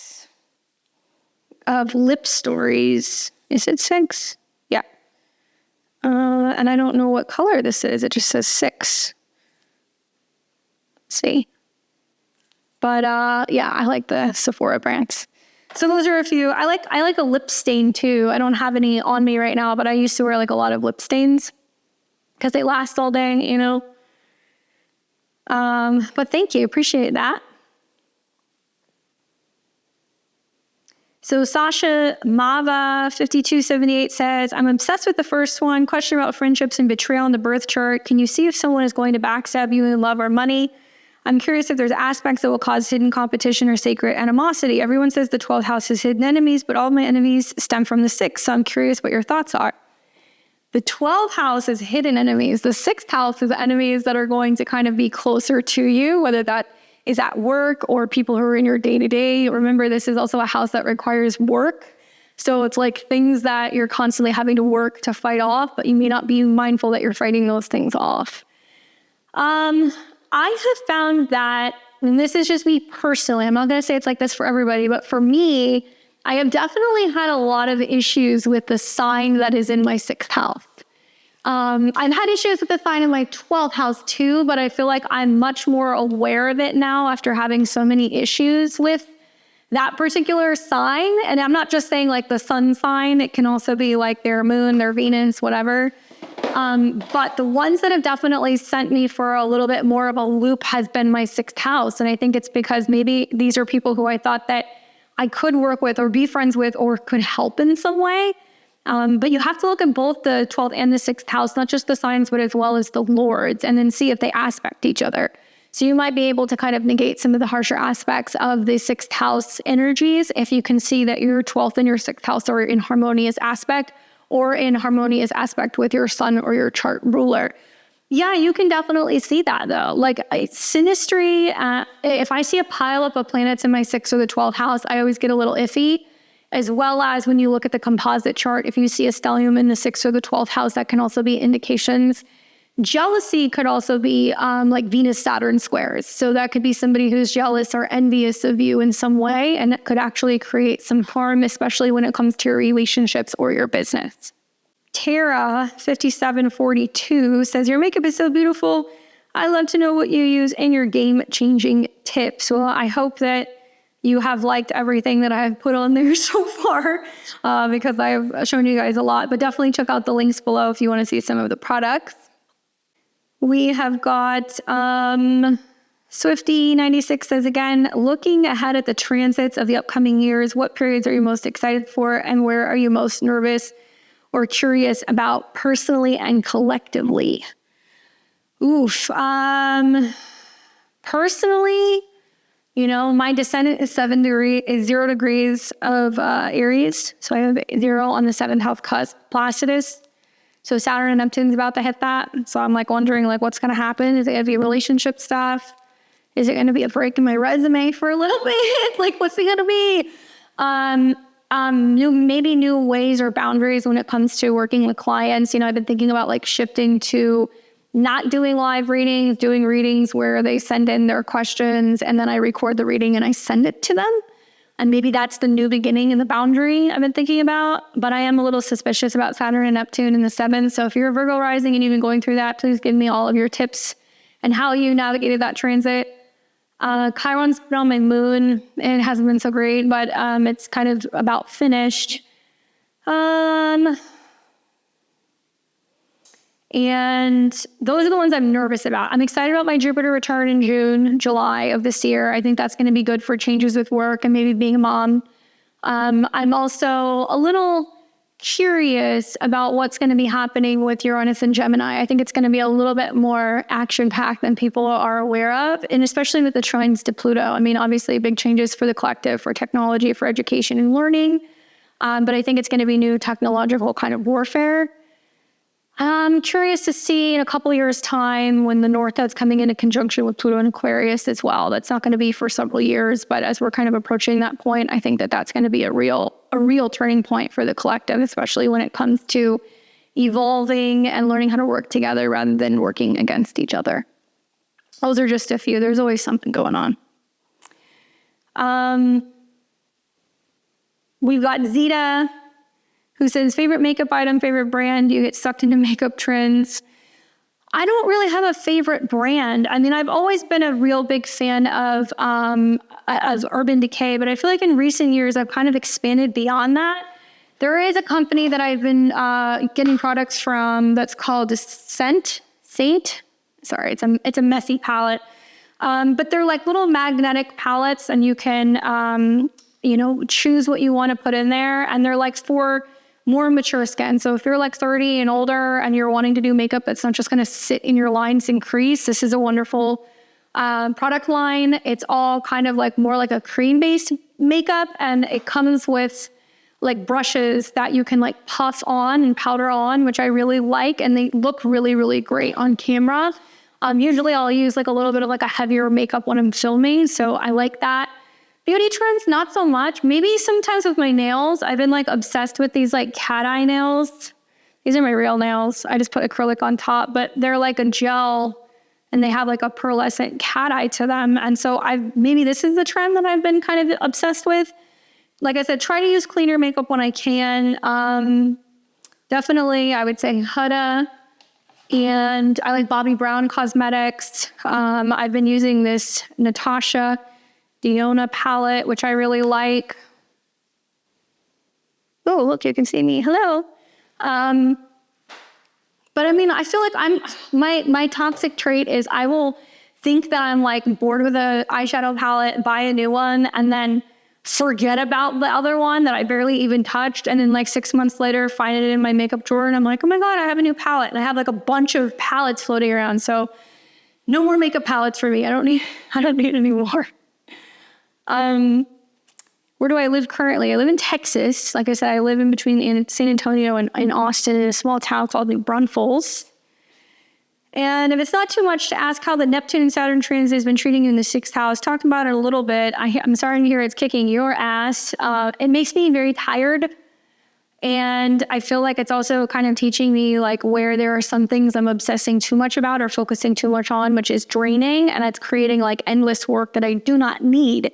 But go back to the beginning of the video and listen to some of the stuff that I talk about.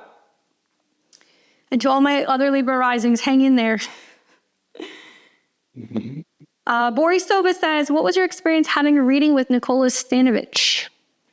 Amazing. Probably one of the best readings that I've ever had, next to maybe one or two others. Very insightful. I went to him at a time in 2018 and 2019 where I was going through a lot of change and was kind of dealing with approaching my Saturn return. It was very difficult for me in the 4th house. I love that he just sat there and didn't care and just told you exactly what he thought, what was on his mind, and then he chain smoked the entire time. Like, I aspire to be that kind of psychic reader, astrologer in the future. Jeffrey Wolf Green was the same way.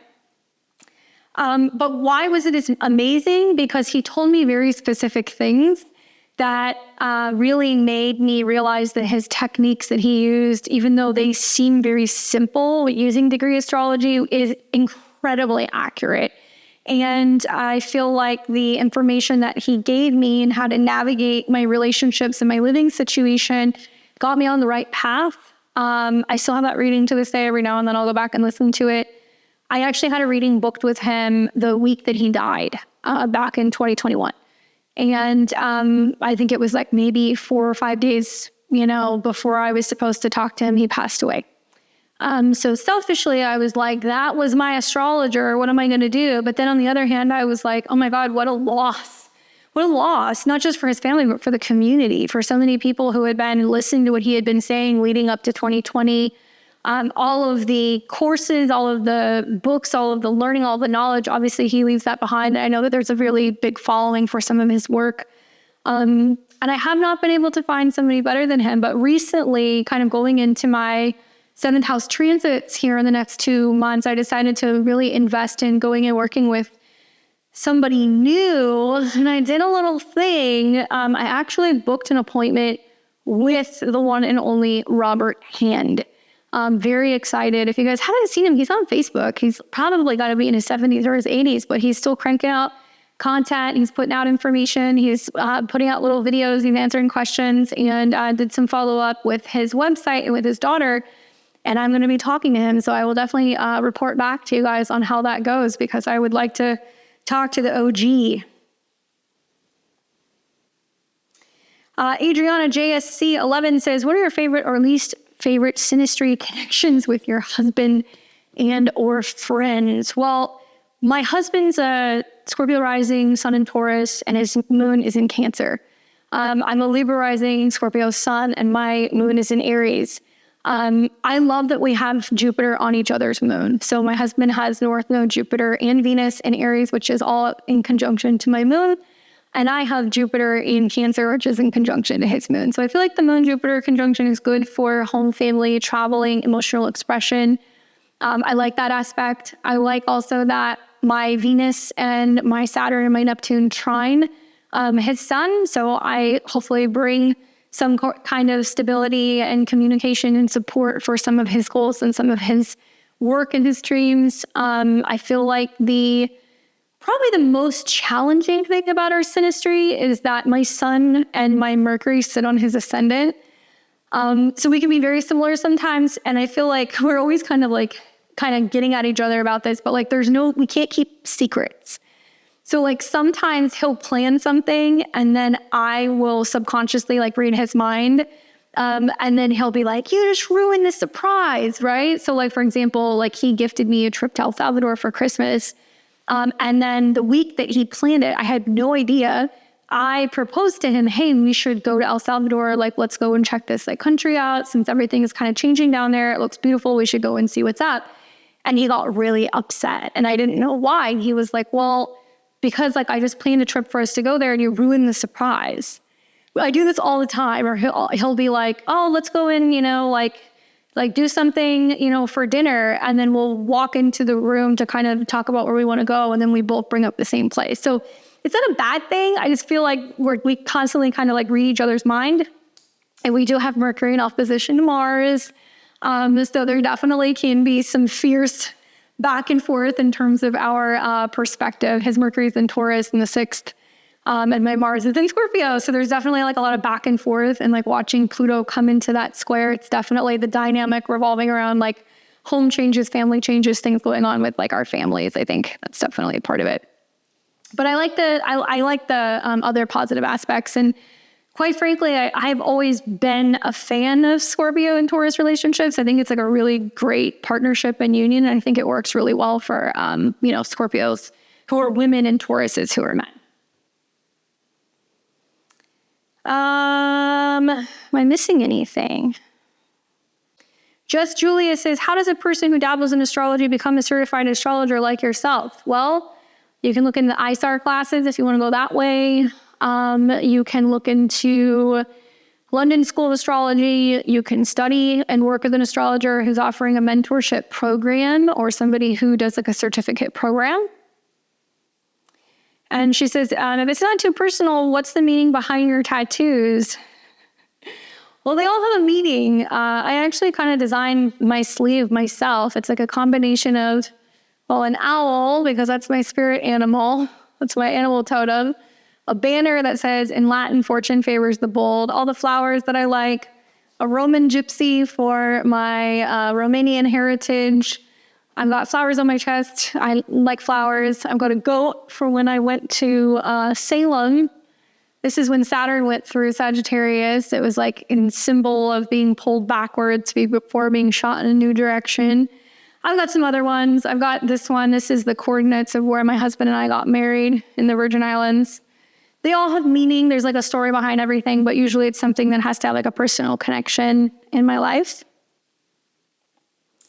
On the days you don't do videos, what is your day like? I appreciate that you're always so well put together. Some astrologers do their videos in bathrobes. Dr. Michael Lennox, Red Robe Astrology. He's one of my friends. He used to live down the street from me in Echo Park. Great astrologer, does astrology in bathrobes. On the days that I don't do videos, pretty boring. I like to run errands, go to the store, pick up groceries, do some cooking, hang out with my French bulldog.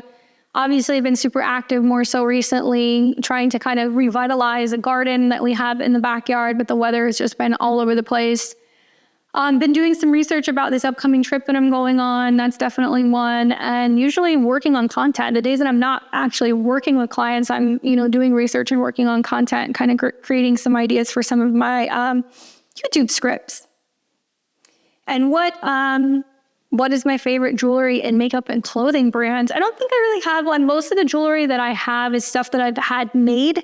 I have some pieces that I've kind of gotten, but I prefer to have jewelry that's like more personalized. So like my wedding band that I have, this is actually came from, this is my grandmother's diamond, and I guess the gold that came from her ring. Took it, reworked it, redesigned it, and now it's like my wedding set, So I like to have things that are a little bit more personalized, or things that have been passed down. So I don't really have any like real jewelry brands. Makeup brands, obviously a whole slew of them. A lot of them I've kind of talked about. Clothing brands, I'm really into packed clothing. I really like their products. It's all natural, organic. So I'm trying to kind of clean out and get rid of a lot of my fast fashion. I don't want stuff that's got plastics and a bunch of crap in it. But packed clothing is amazing, all organic. They have everything from fitness and athletic wear to lounge wear to sweats to tank tops. That's definitely something that I've been into a little bit more so recently.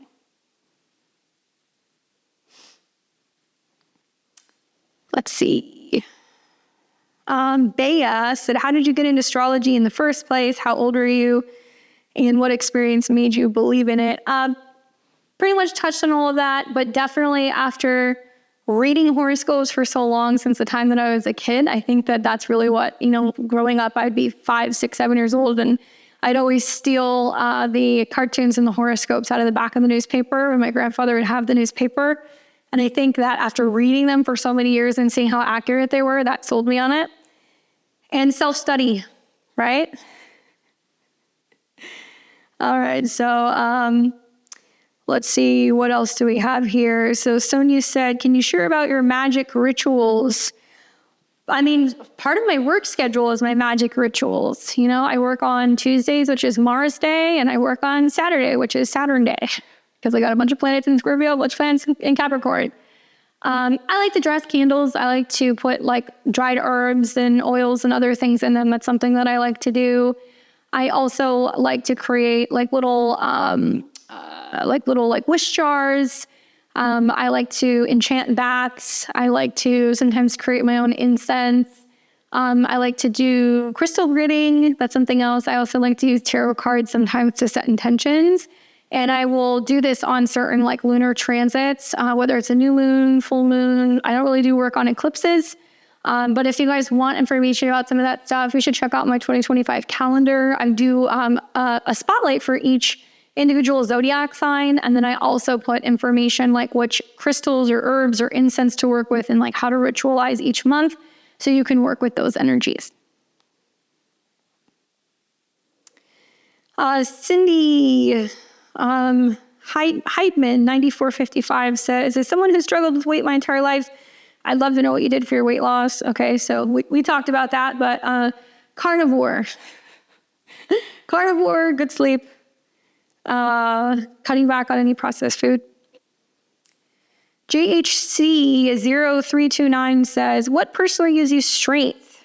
For instance, you obviously put a lot of work into recording your videos, but what things immediately help you before your videos? Tea, coffee, aromatherapy, meditation, any rituals before recording? Oh, there's a side of me that's like, there's what I should be telling you, and then there's what I'm actually doing, so I'll tell you both. Honestly, I mean, these days it's been like nicotine and coffee, like that I'm convinced is a biohack. I understand. I'm not saying you should do that. I'm just saying that works for me. I think that that's definitely a habit that I'm working on curbing, or at least having my nicotine in a different way. But that's something that's actually been really beneficial for me. It's also got other benefits. I think besides that, and I love coffee, like I love a good espresso. That's my favorite, or having a cappuccino. I have to do a lot of grounding exercises. I actually work with a grounding mat underneath my desk. It's always plugged in. I keep my feet on it when I'm reading. I like to do breathing exercises, and I practice the box breath method. So I will do that before I work. And also just to kind of get into the zone. But yeah, it takes a lot of energy to do it, because obviously my videos will be an hour and a half, 2 hours long, you know? And then on top of that, I'm also creating the content beforehand. So getting up and having a morning routine has changed everything for me. If I'm getting up at 7 a.m. and working out, I'm home by 8:30. You know, and I'm like, well, I'm up, so now I'm going to create content and write a script, and I'm going to, you know, go and get stuff done, and I feel more productive. I'm much more tired at the end of the day, but I feel like I feel a lot more productive if I get up and I get moving. I do like tea, but I usually do tea at night, and definitely need to be better about meditation, but I have an opening prayer, so I open and I close space when I work, and I think that that's really important. So whether I'm doing a reading, a tarot reading, astrology, you know, anything, I feel like I have to open and close space to kind of protect my space. And you also asked, where is your Neptune and what significance do you receive from it? Well, I was born in 1989. I have Saturn conjunct Neptune exactly natally in my 4th house of Capricorn. And I have Uranus and Venus as a part of that stellium in Capricorn. So got a lot of outer planets conjunct my chart ruler. So there's a little bit of Uranian vibe, which is unusual and different. There's a little bit of like a Saturn vibe, which can be a little bit more serious and reserved, a little bit more traditional, you know, especially when it comes to my personal taste. I like old homes. I also really like, you know, traditional refined style. I think things that are very classy and kind of ladylike are a little bit more appealing personally. And obviously, you know, then I got Venus's close proximity to Neptune. So it has a huge influence on my life. Neptune for me, I come from a family, obviously, of mystics. I have family members that have dealt with addiction. I have family members that have been fine painters, musicians, you know, artists, all of these things. So I have a lot of like very Neptunian things that influence my heritage and where my family comes from as well. Sonia says, Sonia9879 says, has addiction of any kind ever been a part of your story or a loved one? Yeah, definitely. Definitely. There was a good run there, about 19 to about 23-ish. That was not an easy time in my life. I was going through a major change in terms of ending a long-term relationship, switching gears kind of and going in a different direction with school, deciding to get out of going to school for dentistry, moving out of a domestic abusive partnership, moving back home, and trying to struggle with that. And after seeing family members and relatives having gone through addiction issues, I think that it was really clear to me that that's not something I wanted to deal with. That's not something that I wanted to continue, that I wanted to break that pattern and that habit. And so for me, it was like replacing that with something else. So it became super highly focused on trying to become the best version of myself, trying to help other people, and also trying to kind of fine tune my spidey senses. And that's really what kind of changed things for me. But it was definitely a process to kind of get to that point, you know? Let's see, am I missing anything? Bugstar says, how does your awareness of your chart universal energy affect your daily routine or how you move in the world? Love your content. I think a lot of it is learning to separate me from what's going on collectively. And that's not an easy thing to do when you're constantly consumed with looking at the transits and the stuff that's happening, because you can have your own experience and you don't always want to project that onto other people who might be having a completely different experience. So you have to be self-aware and know where there needs to be that buffer or that boundary so you're not projecting onto other people, right? Because everybody's going to have their different, kind of philosophy. Awareness of your chart in general, not just me, but in general, is very important, because the more that you're aware of some of your kind of placements, the more that you're aware of what your purpose is, how you kind of navigate through life, what cycles you're in, and it's going to help you be more receptive and understanding of that time and work with it rather than working against it. I also think that in terms of, daily routines, I think it's also about not becoming so consumed with my schedule and also taking time to stop and actually listen to what's going on in my chart. I think I've been going against that a lot for the last couple of years, where there are things that I know that I could or should be doing, but I'm maybe not creating that space for it. I'm not opening up to it because I've got other things on my mind or other responsibilities at hand. So I'm actually actively doing that more so this year, where I'm carving out more time to basically be able to be in tune with some of these major planetary ingresses happening, so that way I can initiate new things and kind of work with that energy a little bit more. And I think that that's also going to give me a little bit more variety in terms of the work that I'm doing, and also be able to give people different perspectives.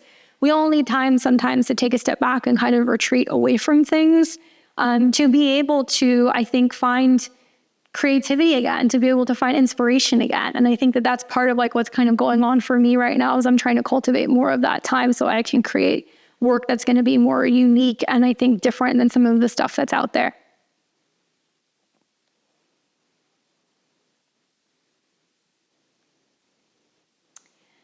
Baberdale says, what's the most surprising or unexpected thing you've learned from someone's birth chart? Is there a celebrity chart you find fascinating or intriguing? And if you could change one aspect of your birth chart, what would it be? Well, thank you for your kind comments.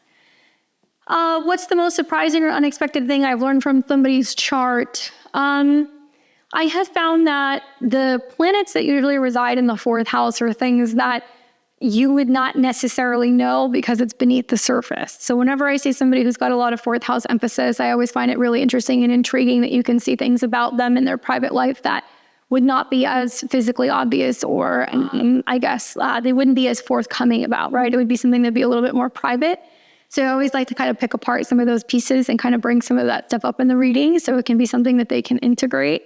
But that's just me being a fourth houser, I think also the aspects between Pluto and the nodes, and that stems more from my evolutionary astrology practice.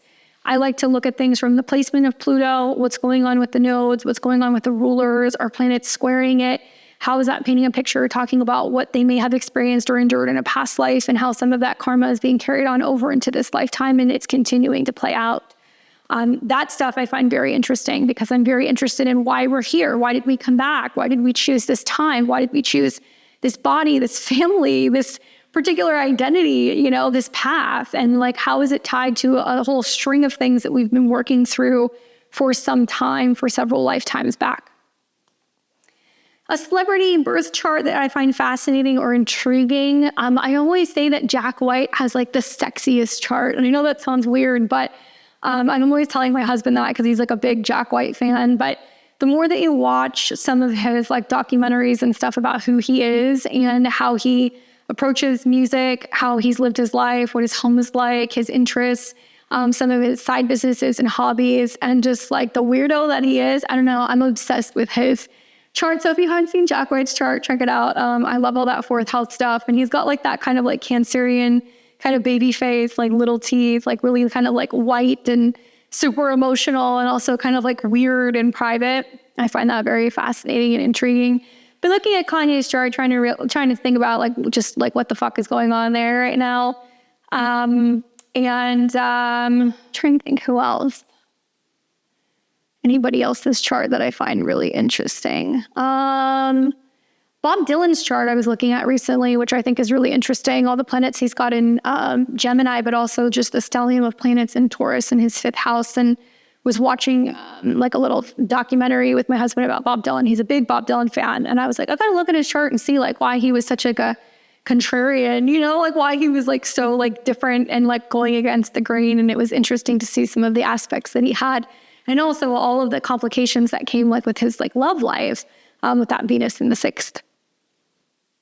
If I could change one aspect of my birth chart, what would it be? Oh, I probably would be born like 12 to 18 hours later so I could get my moon out of Aries and into Taurus. I think that would be awesome. Granted, I would have a grand fixed cross in my chart. I would have a full moon in Taurus. But I have a lot of Mars energy. Which is why I've learned I have to be a lot more active. Otherwise, I'm like fit to be tied. I'm like putting on my boxing gloves. Because my moon is in Aries, it quincunxes my sun. My sun is in Scorpio, right? Thank God I have a Libra rising. Otherwise, I would probably be like a professional MMA fighter or something. Probably. All right, well, I think that is just about everyone. I just want to make sure I didn't miss anyone. I know some of you guys, I may have answered the question but not said your name. So if I did miss you, I apologize. And I don't know, you guys let me know if you want me to do more of these. I haven't done one obviously in a couple months, but I would be more than happy to do one down the road if you guys are interested in me doing a regular vlog. Finish off getting ready. This is one of my favorite new perfumes. I'm a perfume freak, but this is by Spellbound Sky in Echo Park, little crystal shop. And this is Belladonna Luna. I love the way that it smells. And also, this is top secret. I don't share this with anybody. This is my plug. There is a company, a nice company. It's a shop called The Sword and the Rose, and it's in San Francisco. And they make amazing magical products, okay? Their incenses, Magic Master, don't sleep on that. Their candles, all of their ritual items, and their oils are amazing. So my oil of Venus oil, like these two like wizards, like work and live there. I always put this stuff on. Every time I go out, people are like, what are you wearing? It smells like milk and honey. And their Tree of Life oil. I think it's Tree of Life. Yeah. But they have like altar oils, but you can also wear them. So if you're super Venusian like me, definitely check out The Sword and the Rose. Please don't forget to like, comment, share, and subscribe. Give me a thumbs up if you like this video. Provide me feedback. Hopefully you guys like this. You weren't too bored. And thanks for watching. I will catch you guys all back here tomorrow. We're going to be doing live tarot readings. Join me for Valentine's Day. Be my Valentine. And I will see all of you guys then. Take care.